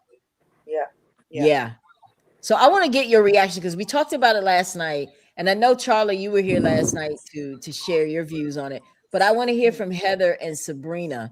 With you, Heather, first, talking about the Willie Lynch letter, because I don't want it to be one of those things where we don't need to be talking about that. It ain't real. It didn't happen. Oh, but I think that some of the stuff that's in there is very impactful, and it is happening. What do you think about that letter and the image it projects of how white people saw the slaves? But for me, whether we believe it was written by a white person or a black person, that reality of that letter is real in the black community, period. It's something that I think we have to face, but I think it's something we have to teach our community too. And so that they can see that these are things that actually happen in our families. They happen to us daily. We do it on a job. We do it in our families. We do it at the church. And so we've got to look at that letter as a reality, because it is a reality. I mean, when you read that, there are so many examples that are in our lives every day that letter is true, regardless of who wrote it. And in some ways, when I look at that letter, I just don't think white people they're perpetrators, and sometimes they don't see. That's why it annoys me when white people tell us about what racism is. You only know it from a perpetrator's perspective. You don't know it from the victim's perspective. And so in some ways that letter is written from a victim's view. And so in some ways I kind of think it was a black person that wrote it. Do you think it's a black person that wrote it? I do. Sabrina, talk to me about what you think about it. Well, personally, I don't care if a white man or a black man wrote it. The facts are the facts. You know what I'm saying? This is the thing. Willie Lynch syndrome is a real thing. And I keep saying, until we face the reality of what happened to our ancestors, that's still happening right now in America. It's just hidden, but it has here today. I mean, it's here today because we've seen this video with our former president and his wife in 2026. So the Willie Lynch thing is true and it's real. How could slavery not have been real? It is real. And yes, we are still trying to heal, because those were our ancestors that had to go through that situation. And you know what? And from the South, let's talk about from the South. See, it's different from being from the South than being from the North. The Southern culture had to deal with a lot. Do you know how many years and years and years? And you know what? And you know what's so sad, Miss Johnson? A lot of our family that has went on and are deceased, they had to go to a grave with that hurt and that stuff still ingrained in them. Yes, ma'am. You know what I'm saying? Yeah. Because I'm from Texas. I'm sixth generation Texan, Juneteenth Texan, in my blood DNA Texan. And I be telling people, listen, we got to stay real, because slavery was a time, I don't know about all over the world, but in America, that was a time of pain, hurt. Look at a slave movie. I love my children. I love them with all my heart. Can you imagine a mother having to be stripped away from her babies? Yeah. Imagine it. That's pain for generations. We on this panel right now, Miss Johnson. We don't even know if we related to anybody on this panel. I keep trying to tell people, how do we know who we even related to? Truly. That's so true. That truly. is so true. our ancestry is so, it was a painful time. You know what I'm saying? And if we can't grasp that and feel that, I'm talking about real deep in our spirit, that's why we have to go in our place of prayer. I do. And when I get in my place of prayer, I think about all my ancestors, even those that I couldn't even lay my eyes on. What did they do so I could be here on your show? What did they give up so we could be where we are? We are a people that should be a proud people. Not nobody not nobody telling us what we have to eat, what we got to drink. No, but oppression was a time, and it's still here. We got to fight, and we got to still fight. The fight will continue. The fight will continue. And I tell people, you can have all the degrees. I'm a very educated person, very smart person. Okay. But does that piece of paper mean I got to act like I'm just holier than thou? I got to act like I'm Mrs. Coretta Scott King. I'm not married to Dr. Martin Luther King. I'm married to my husband, Terry Mass, which is retired from the United States Air Force, came from the trenches of Pritchard, Alabama. Okay. Where racism was definitely alive and well. Okay. Right. But my point is, when are we going to get to a point and say, yes, we are educated. We've worked hard to get our education because our ancestors were not allowed to get their education. But do that mean we have to stop talking the truth and being the truth and saying the truth? Exactly. Because we're afraid of what people are going to think about. Oh, they're ghetto. Or they're, well, I guess I'll be ratchet and ghetto like I am today. I'm ghetto and ratchet. Okay. I don't have to prove to you my degrees, my education, my careers, my knowledge, my passion. But I'm going to tell you right now, when you took Obama to hell today, the devil was here. Okay. Well, what are we supposed to get out of this, Willie Lynch, guys? Because I don't want to just bring the letter here just so we could talk about, oh my God, you see what they were doing, what they were thinking about us. It's true. The reason I want to bring it is so we can see what they were doing and to see what they're still doing. And so that we can now say, oh, okay, so you on purpose tried to divide us. You split the house niggas in the field. You were doing that on purpose. You wanted to create division with us. You know why? Because they never want us to unite. And they did that on purpose. And Willie Lynch was teaching them how to do it. I personally, I don't care what history says about the letter. I don't care whether it was real or not. I'm looking at the content, and it sounds very real to me. It sounds like that's definitely playing. Tarring the N-word, tarring them and taking the horse and splitting them apart. They mean inhumane treatment. I want to show this because this is one of the lines that I want to share before we get out of here. The reason I like this one is because this comes from that movie, The Great Debater. The Great Debaters. Remember? That's right. Remember when Obama was teaching them about Willie Lynch and how he came to teach their methods on how to control Denzel Washington. That's right. Who did I say? Obama. Okay, I mean, see, I got Obama wasn't in the movie. Y'all know. That's okay. Thank you, Sabrina. Take the nearest and most restless nigga, strip him of his clothes in front of the remaining male niggas, the female, the nigga infant, tar and feather him, tie each leg to a different horse in opposite directions, set him afire, beat both horses to pull them apart in front of the remaining niggas. The next step is to take a bullwhip and beat the remaining nigger male to the point of death in front of the female and the infant. Don't kill him, but put the fear of God in him, for he can be useful for future breeding. So they wanted to embarrass, they want to neutralize the black men. Y'all see it with Fred Hampton. You saw it with Martin Luther King. They're like, no, we can't have you looking at them and trying to reverence them. We can't have that. We need to make him feel less in his own home.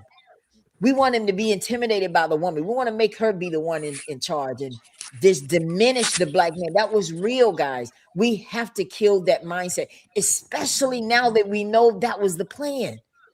This story is to fire you up. This Lynch letter is to fire you up and say, you know what? I'm going to stop taking my money and blowing it. I'm going to take my money and invest it now so that I can have something to leave for my children and my grandchildren. I want to make sure that I'm getting educated. I want to make sure that I'm not sitting here waiting on a politician to tell me anything. I'm going to put down the drugs. I'm going to put down the alcohol. I'm going to use my money wisely. I'm going to stop going to these stores and buying their stuff and they don't give a squat about us. Why are you supporting people that don't give a squat about you? We out here wearing what, Chanel and all this stuff. Why? Why are we spending all our money on that? If this letter is going to do anything, it should stop that. It should make you stop and realize, wait a minute, this is what they claim. See, stuff like that would piss me off when I find out the truth. No, you're right. They'd be like, what? You meant right. No, you didn't. Yeah. And then you need to respond by getting better, not bitter. Not bitter. That's not what we're trying to do. Get better so we can unite. And I'm telling you guys, I'm telling you, and I believe this Malcolm X said it, that is the only way for the Black, and he said the Negro, is to unite. And then when we finally do that, that's when white, because that's what they're afraid of, guys. That's what they're afraid of. Think about, we have Tulsa Race Massacre descendant right here, Heather. Okay. And y'all know about the Greenwood story. We talked about it. We've talked about it this month. And you know that these folks in the Greenwood district, they stayed together. And look at what they were. Now, I'm going to tell you. Now, when we do that and start producing good stuff, they are going to get jealous. It's true. A Coy massacre, they were jealous. You know, it wasn't just about voting. I don't care what people tell you. Yeah, that was voting. That was the worst voting massacre in history. Yes, it was. But guess what happened in it? They also took all our land. Jealous. So Ms. Heather, you're a descendant of, can you say that again about Ms. Heather? Also Race Massacre. Yes. Greenwood. Yes. So you are a descendant of that, the people. Yes. Wow. My grandmother. It's an honor. What, you know what? Why you didn't tell me, Miss Johnson? Listen, no, because I'm saying that because first of all, it's an honor to be on this same panel with you. Oh, well, thank you. So I thank you. And this is what I be, right. And this is what I be, see, this is what I be saying. Like, it's real people and real humans that, like Miss Heather, are here that have heard the start generation from generation of that time and that era. You know, think about the pain. I always think, see, I tell people all the time, listen, I be thinking about my ancestry. Right. I really be trying to connect. I be like, Lord, just somehow sometimes it just it's you. I don't know. Have you ever thought about doing it and tracing your No, ancestry? I have. Oh yeah, I've traced my ancestry. I've traced my ancestry on both of my parents' side. And okay, now I can go there, but I'm not. I can go there, but I'm not gonna go there. See, this is what I'm saying. It's important. I traced my ancestry all the way back to 1636. 1636. It's definitely real. It's definitely real. But that Tulsa massacre, listen, I feel honored to be on this panel with her. See, I read all these books. I read all these books about everything. I don't know if it's any civil rights books that I haven't actually read and collected because I want to know.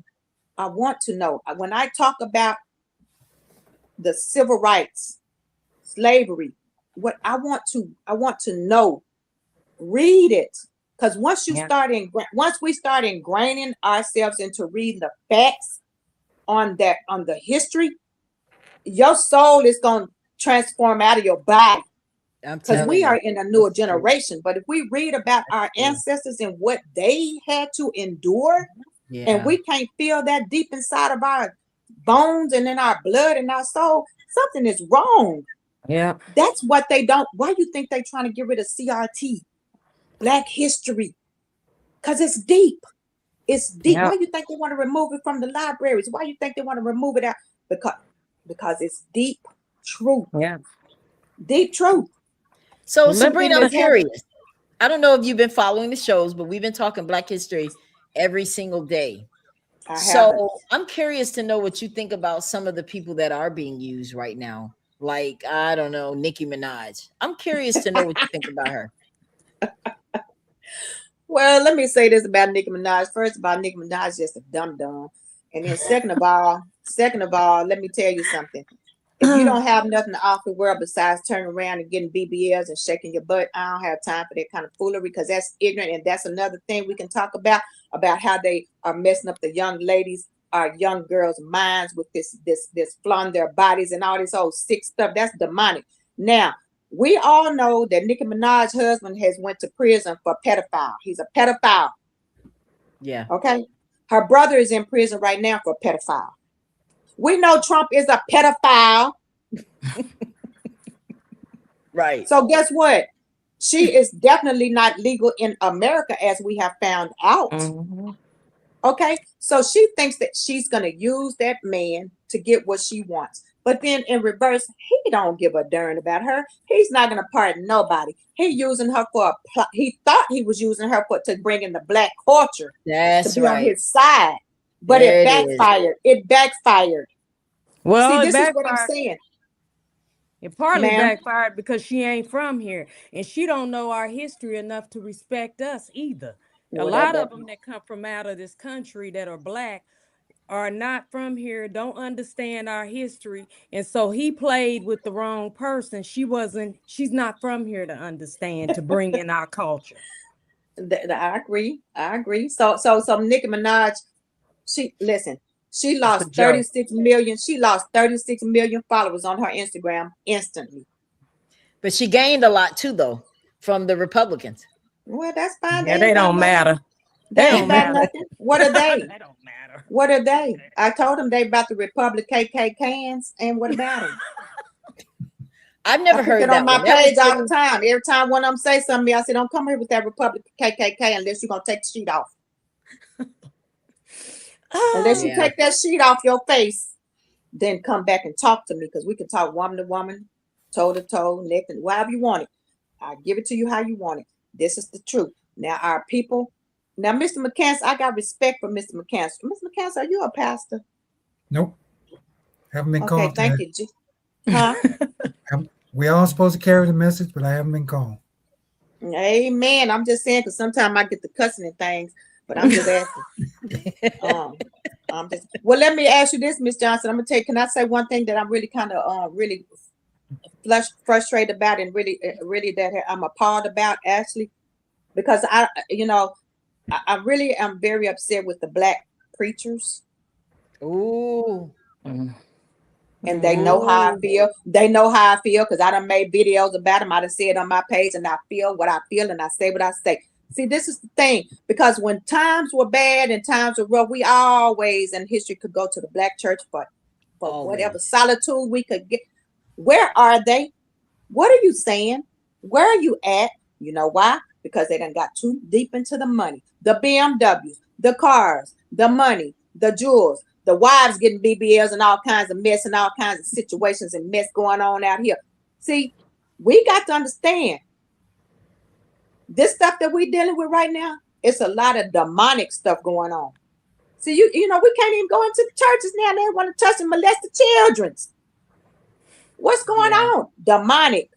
Where are the black solid preachers? Where are the preachers that took people through the slavery times, through the black civil rights times? You think about it. There were a lot of preachers in the civil rights movement. Look at Michael Martin. Exactly. He was a minister. Yeah. And that's my point. Where are they right now? Go back to the Willie Lynch letter. In politics. Go back to the Willie Lynch letter. There you go, Miss Heather.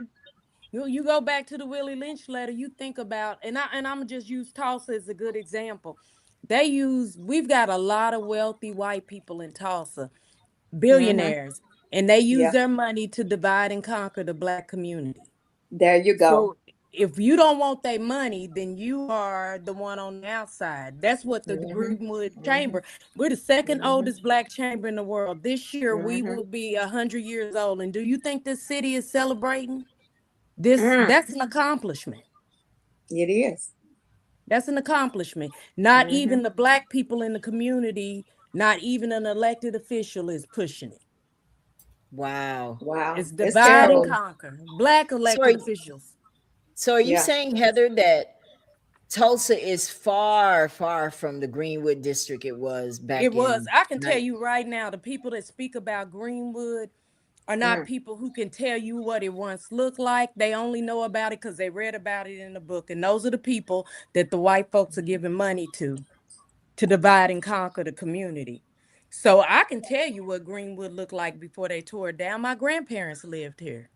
So lived in Greenwood, and my daddy lived in Greenwood. We used to sit on the curb while my daddy got his hair cut, his swindles, and went into Mr. Cannon's store and brought candy and hung out on the curb and waved to everybody as they drove past on Greenwood. I know what Greenwood tells you, what it looked like. I experienced it. I lived it. But a lot of the people that's speaking for Greenwood don't have a connection. And it's all from dividing and conquering the black community. The black people that take their money are the ones that get to control. Yeah. Now that, see there. Now I'm gonna say this. There we go. Now, I know good and well I don't have no feedback in no Mobile, Alabama, because I know these pastors know. I know which ones on the payroll down there at the city. Okay. Oh, they know Miss Mass know. They know exactly what Miss Mass know. I know it. Listen. Miss McCants, you keep up with me, don't you? As much as I can. Thank you. Now tell me, Mr. McCants, tell me how many. Tell him I know the city business. I know the city's business. I promise you I do. All of them. And I call an ace a ace and a spade. So tell us, what is it that you've experienced with the people? What have you experienced? What like in what context you mean? Like, I deal with all kinds of people. When you say that, you know that, in other words, I want you to talk about how it's not authentic, what we see, that they got a different agenda going on. Is that what you're experiencing in Mobile? They got a different agenda? I'm not experiencing anything. I'm just to bring the mass. But what I'm gonna say this is when you getting paid. First of all, let's talk about politics, because the Constitution clearly says separate church from state, and it's a reason why. It's a reason why you have to separate church from state. Not saying that they don't have a right to their political views. That's American. Of course, you have a right to your political views. But when you start getting so deep in the city where you're getting checks from the city, them very ones down there that's operating the city, to where you have to get a check and you can't operate the people's church and God's word, that's a problem. That's being bought out and sold out, because you know, bought out and sold out on your people. And that's exactly what's going on in Mobile, Alabama. I'm not no fool, and they know I'm not no fool, and I done told several of them, don't talk to me. Now, I'm going to say this. I'm going to go ahead and spare the name tonight, unless he makes me mad and I'll come back and make a video, because they know I do that. Since when do the church get money from the Mobile City Council for their church anniversaries? I've never heard of that. Well, you heard of it here. And I disputed that. I said, wait a minute. I don't even go to that church. Why is my tax dollar going to that church? Because see, that's what I'm trying to say. They done got politics too deep involved with the black churches. They done got politics too deep involved with the black churches. So therefore, because let me tell you something. When you're getting a check from the master, you got to pay the piper however he want to be paid. You better say it. Now that's real what you just said, y'all. Y'all hear what it's the fact. I don't make up the laws and the rules. I just watch and live by it. Okay. And so that's have you seen that piper being paid? Have you seen them having to do something for that check? What have you seen? What do you mean do something for the check? In other words, no, they don't have to do nothing for the check. They just get the check so they won't have nothing to say out here in community. Don't go.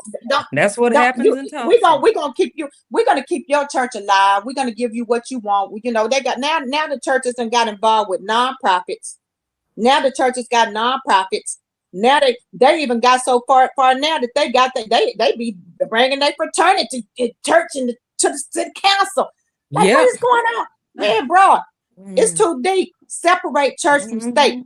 Sororities, fraternities, church, that has no business being in no house of no politics. And this thing got so bad down here that I have went out And I know Mr. McCants know what I'm talking about. Now they having black political meetings at the black church. And I told him, God don't like that. This is ugly.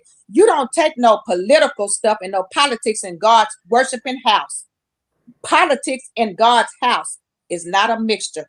That is, I'm gonna tell you something. They keep playing. See, they think God is a fool.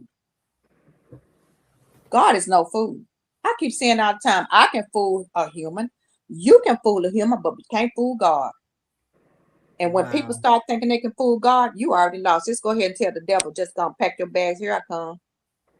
Because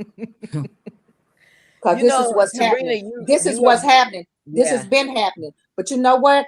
I have to pray and say, you know what, God, it's not my will, it's your will to be done, because they know what they're doing and they know they're wrong. And this is not, I'm just not saying this on your panel. I don't make videos, several thousand. I just said public videos out loud in Mobile saying the same thing I'm saying right now. And if they don't like it, they know where I live. You can Google me, pull up. I'm going to ask you something, Sabrina. This is something that goes way back, and I'm going to see if you or Charlie know about this. Was there ever a time in Mobile where there were leaders, maybe Martin Luther King, Shuttlesworth, those guys that came to Mobile, and they wanted to bring the movement there, and the group of pastors said no? Is that true? Yes, ma'am. I can answer that right now. And it's in Fred Richardson's book, The Former City Councilman.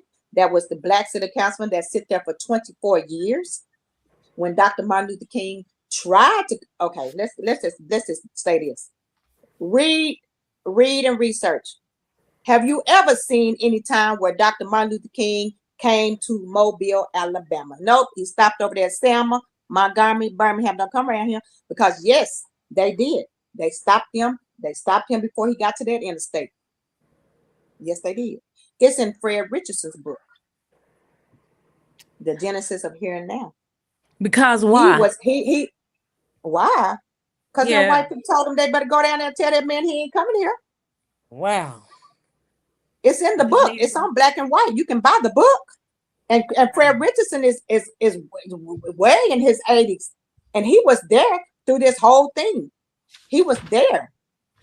He was there. So yes, Miss Johnson, guess what? I asked that same question that so you let just me asked ask when you I first this came again. to Mobile. Let me ask you. So Miss McCants may have something to say. I don't know. Martin Luther King never came to Mobile. Why did I? He didn't come to Mobile because they stopped him. Never. Did you ever remember anything, Mr. McCants? Nope. Wow. They stopped him because these white people told these black pastors, stop, he better be stopped before he get here.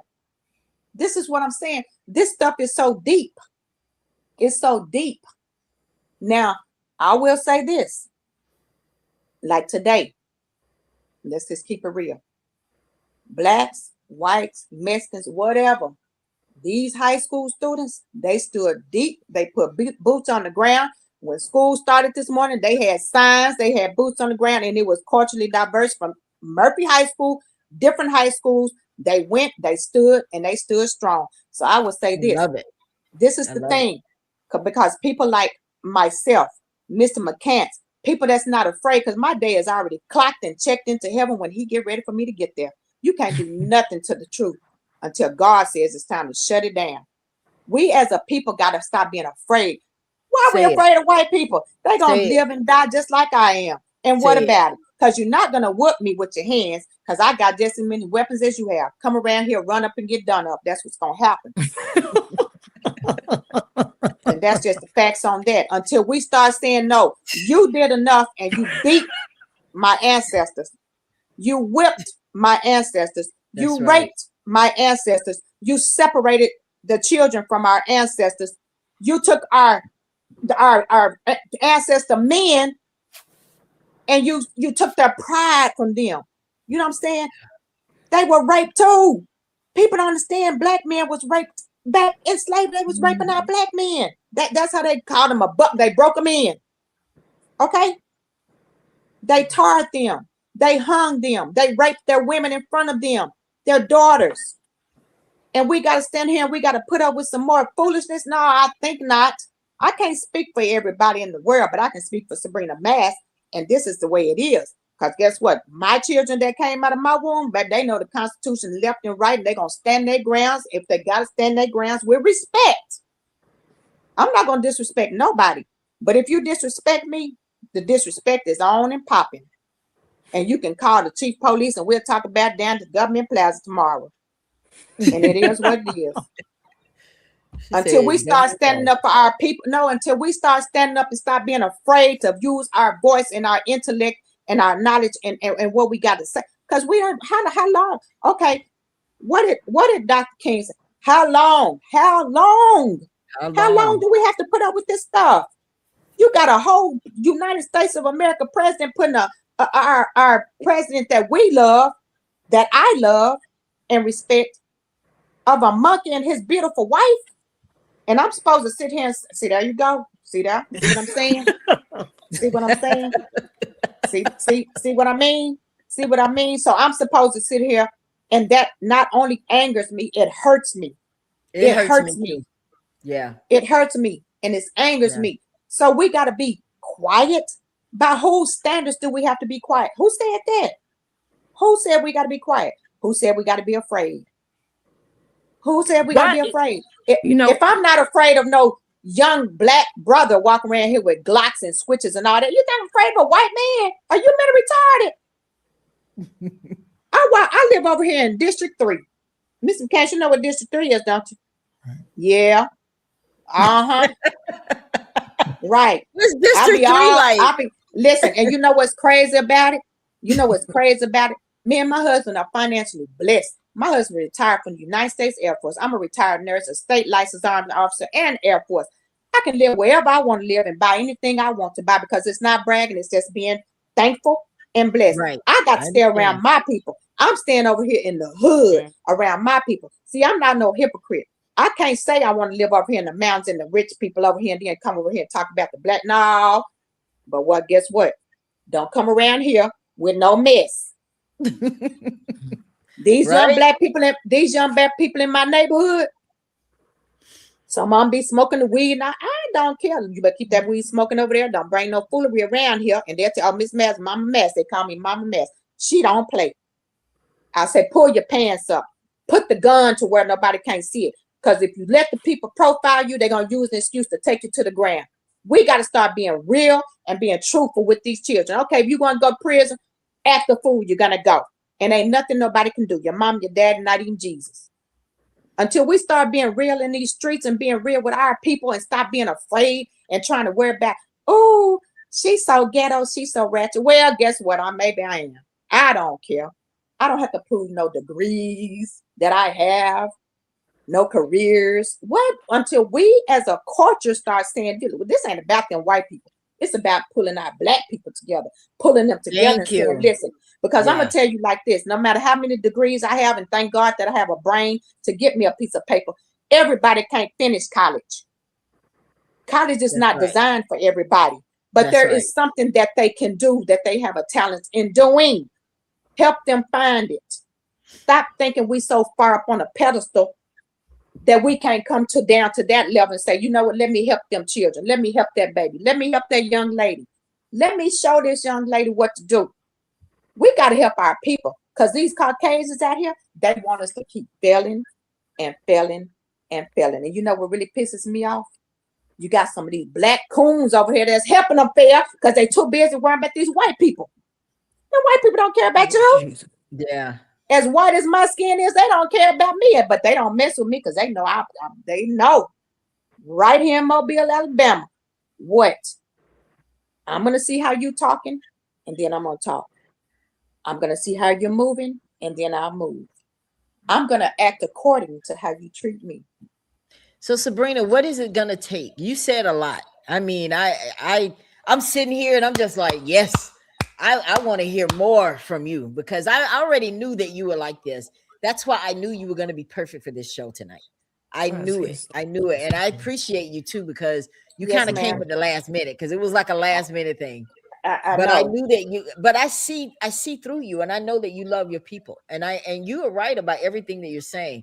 It's got to start with us. It's got to start with us. Yeah. It's got to. You know what I'm saying? Just like they be having, and Mr. McCants know, They be having these pictures up here, this blog, who got arrested or some mess. Keep people in trouble going to jail. You know what I'm saying? I told somebody had said something about, see, they had put something on this page. This black girl had went to jail. Okay, yeah, she did some dumb stuff. She went to jail, but the white folks was on there laughing, and there was some black people. I said, let me tell y'all something. On that comment, I said, instead of y'all praying for that young girl or that young boy, whether they white, black, pink, purple, instead of you being an adult and praying and saying, God help them, let's pray for them and stop mocking them on this public page. I said, cause see, guess what? Don't be tripping out. Cause see, something can come knocking at your door. See, right. People want to say, have y'all ever noticed when things happen, people say something, they laugh, but when it hit their front door, it's a whole different story. Whole different story. We don't never know how things are gonna happen in this world. We don't know who it's gonna happen to in this world. So we got to stay mindful and saying, when you see something, everything is not funny, everything is not cute. We don't know what circumstance and what condition these people have to go in these stores and steal. We don't know why they have to do that. Why do they do drugs and do alcohol? Because they're oppressed in their minds. Help them. I can't stand that kind of crap. And really what I can't stand is our own people laughing and gloating. Stop. Because we just want one little thing away. And thank God for the blessings that it haven't hit us. Just like all this stuff that's going on in America right now. The ones that it haven't hit, count ourselves blessed. Count ourselves blessed. Just like ICE. I tagged Paul Birch, the sheriff in Mobile, because I know Paul Birch very well. Ms. McCann, you know Paul Birch. I tagged him in the post when that ICE missed. I said, Paul Birch, I'm going to tell you right now, you better take control of this ICE stuff if they happen in Mobile, because we're going to have boots on the ground and weapons on the strap. And it's going to be on and popping, because I'll be darned if ICE come through Mobile, Alabama, and I'm going to stand here and we're going to stand here and watch how they're going to harass the city. Because if one of them pull me over and ask me, am I an American? I'm going to start talking Spanish. I'm going to talk all the Spanish I know how to speak in my soul, because I talk Spanish, and I want one of them to take me somewhere, because I'm going to sue the shit out of Mobile, Alabama. Okay. And guess what he said? Miss Mass, we ain't going to have no. I said, all right now, because I know you support him. I done read the paper. Miss Mass, we ain't gonna have it. We ain't gonna be all right. But see, this is what I'm trying to say, Mr. McCann, Miss Johnson, Miss Heather. Until we start going to the people that they say is running this place and telling them straight up, we ain't gonna have this. I know it. I know what Trump doing over there. We see the TV screens, but don't bring it around here, because it's not gonna be no party. Now you touched something that we talked about last night. I'm so glad you brought that up, guys. We're gonna wrap it up. I know it's Friday night. I don't want to take up all your night, but these elected officials, it sounds like you hold them accountable. And hold them accountable. Yeah. And you think that is part of the problem, because they get in office, don't do anything, and now we end up without the representation we need to get the stuff done. So what do we do? What do you say to people right now, before we get out of here, that the midterms are coming up? What should they be looking for, so that when they get in that ballot box, they know what to do? Give them some advice. Are we talking about local or national? What we talking about? Both. Locally, I hold them all accountable. Mr. McCann say he keep up with me.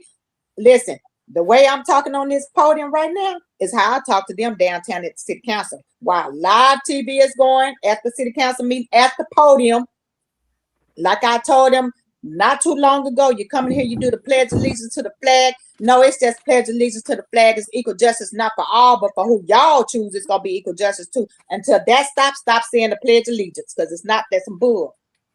So yes, we have to understand. Let me ask you something. Do black people understand why did God give us a big mouth? To use it. Why did he make us unique? And everybody want to be like us? To be it. Be proud of what you are. Yeah, we talk loud. So what?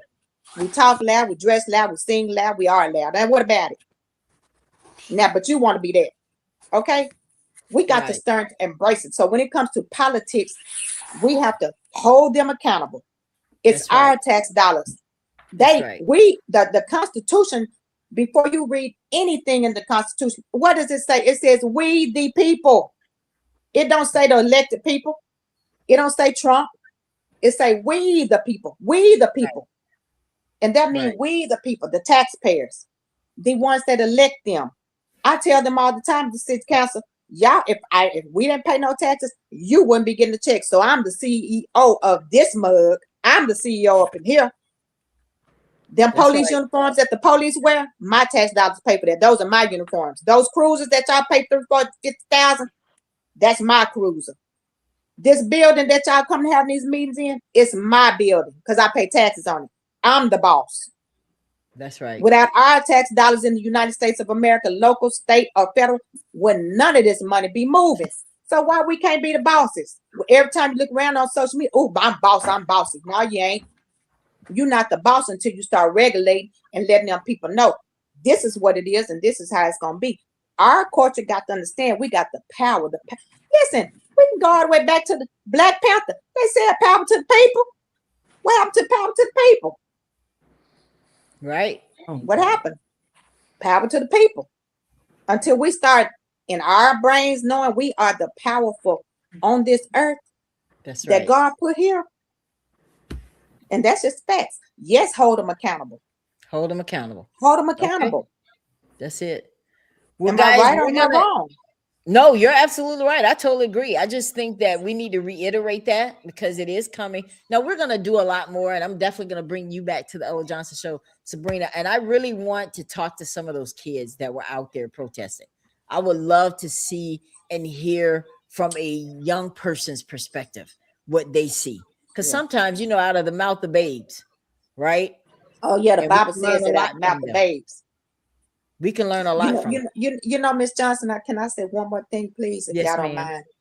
The problem with the culture is they start looking at these people in these suits and ties and come on, they homes and all this. They get it confused. You know what I'm saying? They get it confused. So they start putting them on a pedestal. I think your camera went out. Oh, did my camera go out? See you. We can hear you, but we can't see you. Okay, well, you can hear me then. Yeah. You can hear me? Long as you can hear me. Okay, yeah. That's fine. Maybe the Lord tired looking at me. You know what I'm saying? Jesus might say it's time to shut down. But let me say this. I have noticed a problem with and I watch things and I'm very inquisitive. I notice when people get in front of the mayor or the city council or whatever, you know what I'm saying? They be trying to act. Them people are regular people. They regular human beings. They are no better than nobody else walking into Costco or no other store, as far as I'm concerned, until we start letting them know, listen, you regular. You are regular. Right. We the people put you in those seats. I don't care how come you come with your fine linen on and your cars and you're regular. Until we put them on this place that says you are regular and you have, I'm not going to put you up here. You right here with me. So let's talk. Okay. And that's just the truth.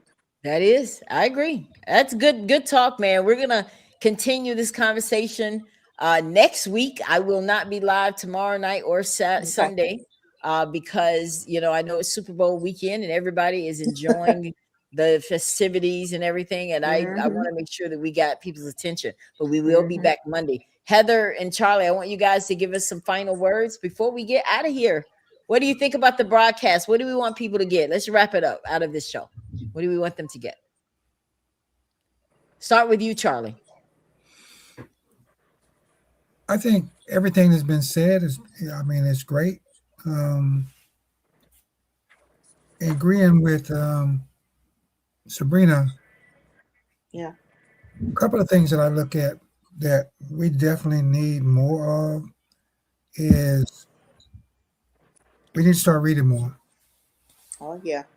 Because like in my group with the legal services, one of the things that we often talk about is read every day, 10 to 15 pages every day about something that's going to help you to grow, and always focus on growing 1% in any area of your life that's going to help you to change and be a better person.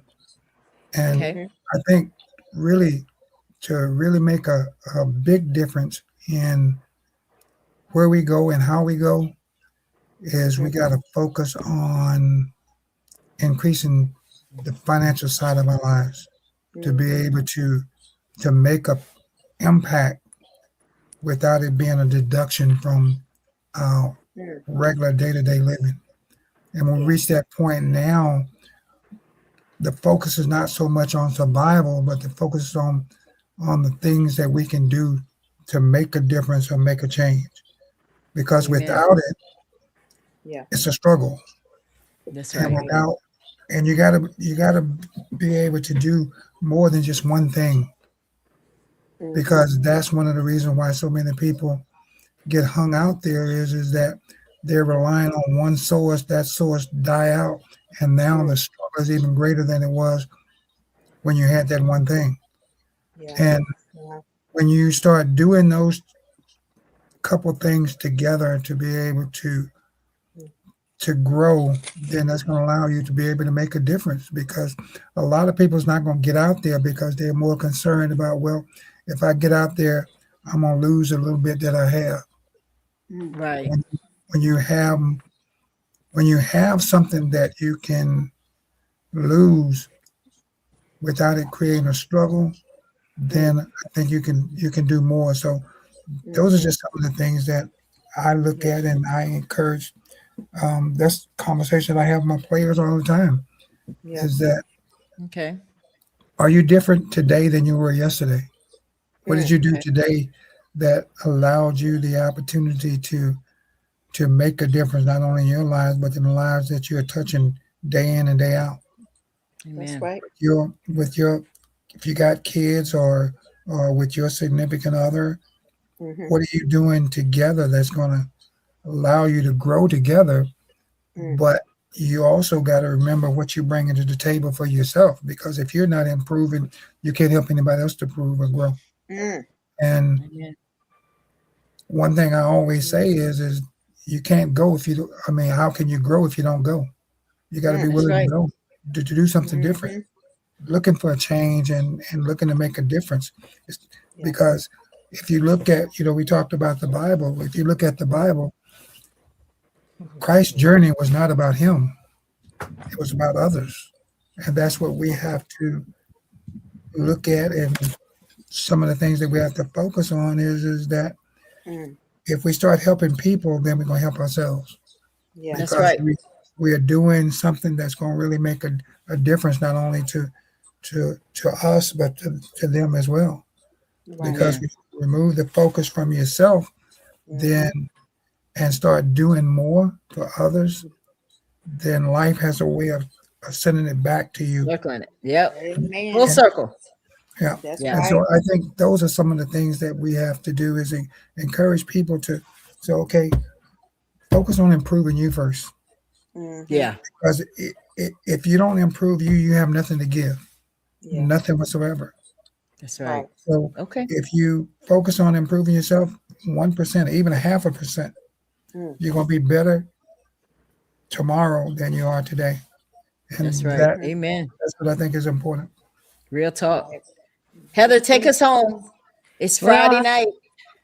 Well, I think I'll stay along with the reading.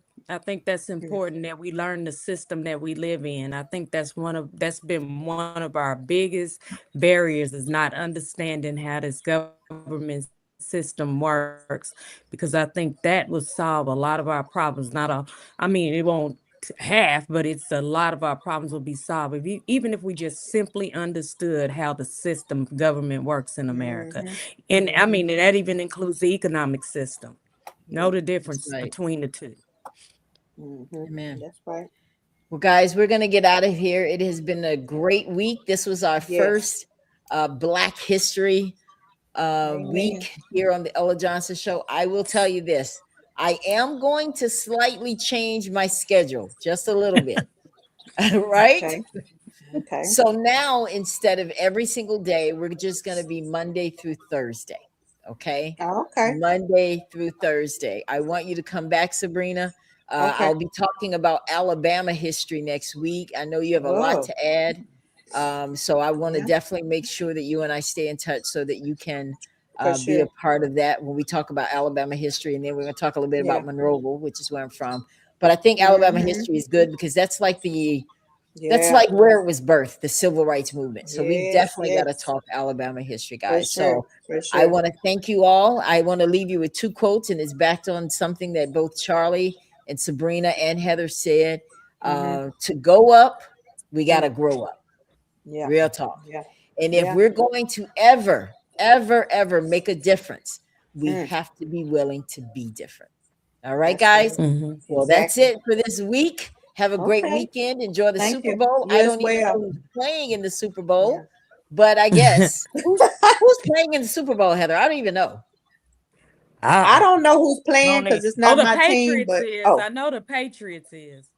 okay, it's the Patriots. I really don't know who's playing because if it's not Seattle a is the Texas second team. team, Mr. McCants. Seattle is the second team. Who? Seattle Seahawks? Yep. Oh, Seattle That's Seahawks. right. Okay. And the Well, Patriots. I don't know. I keep up with Texas only teams because I'm from Texas, but I definitely will be watching. I definitely will be watching because Bad Bunny has stirred up some stuff in America. They don't even know this man is an American. He's Puerto Rican. He's Puerto Rican. They think he's from overseas. Yeah, See, I that's know, how. right? See, that we're gonna start another conversation, Miss Johnson. We're gonna start another conversation. Your That's what own, next your, week. yeah, Save it your for next own week. president didn't even know that Puerto Rico was a part of the United States territory. See what I'm saying? Sabrina, And that you go gonna back to make Miss me Heather. go there. Oh, Oh that my go back to Miss Heather saying the dumb. Did y'all, But did y'all see that? Miss Have a Heather, good evening. can you invite Miss Heather back as well? And you Of too, Mr. course. McCants. These Because are permanent. These oh, people they are perm. permanent Oh, for the Ella Johnson. well, excuse me. I didn't know they were. Oh, excuse me. I didn't. Excuse me. And listen, and I'm So are telling Miss you, Heather, Sabrina. Miss So are Heather. you. Yes. I'm just Sabrina, Miss Heather, because I know Miss Heather. I'm getting kind of off the wall, but I collect memorabilia, civil rights. I want a picture of you and your autograph. Can you give? Can you send that to Miss? Can you send that to Miss Ella? Yeah, or I can send it to you. Are you on Facebook? No. I want an autograph picture. Okay. About the toss-up. That's history. Yeah. We'll get you a bunch of cool stuff to have. I'll get you a bunch of cool stuff. So Sabrina, I tell you what we can do. Why don't we plan to go to Tulsa for Juneteenth? Because they always have an event. Well, now I can't go for Juneteenth because I'm on the Juneteenth committee here in Mobile. We have a big event. This is our second. Mr. McCants, did you go last year? I went, but I didn't stay long because I had other commitments. Okay, did you like it though? We got other events y'all can come to. Did you go to the Juneteenth at the Mardi Gras Park, Mr. McCants? I went to the one in Pritchard. Well, yeah, the one in Pritchard is nice as well. Now, this is our second year having a big one in Mobile. I helped organize that, and it's nice. Mr. McCants, we got free good food now. Okay. I normally eat before I go anyway. Miss Ella, you need to come visit us on the Juneteenth down here in Mobile, Alabama. We'll figure something out. Yeah. Yeah, let's talk about it. All right, guys. Yeah. Good night. Okay. Love y'all. You guys have a nice night. You too. Have a great weekend. You too. Okay. All right. You too. Bye-bye. Thank you so much for tuning in to the Ella Johnson Show. We'll see you next time. We are supporters of the Ella Johnson Show. We live in South Korea. We have been watching Ella Johnson Show for like a year now. And we love her show. Her show is very inspirational, motivational, and educational.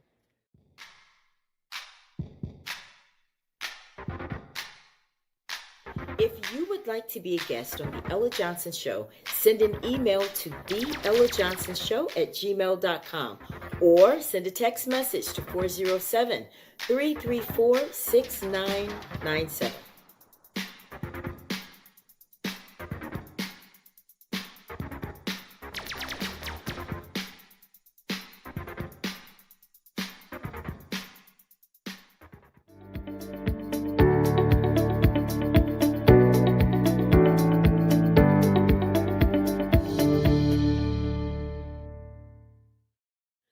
We love Ella Johnson Show.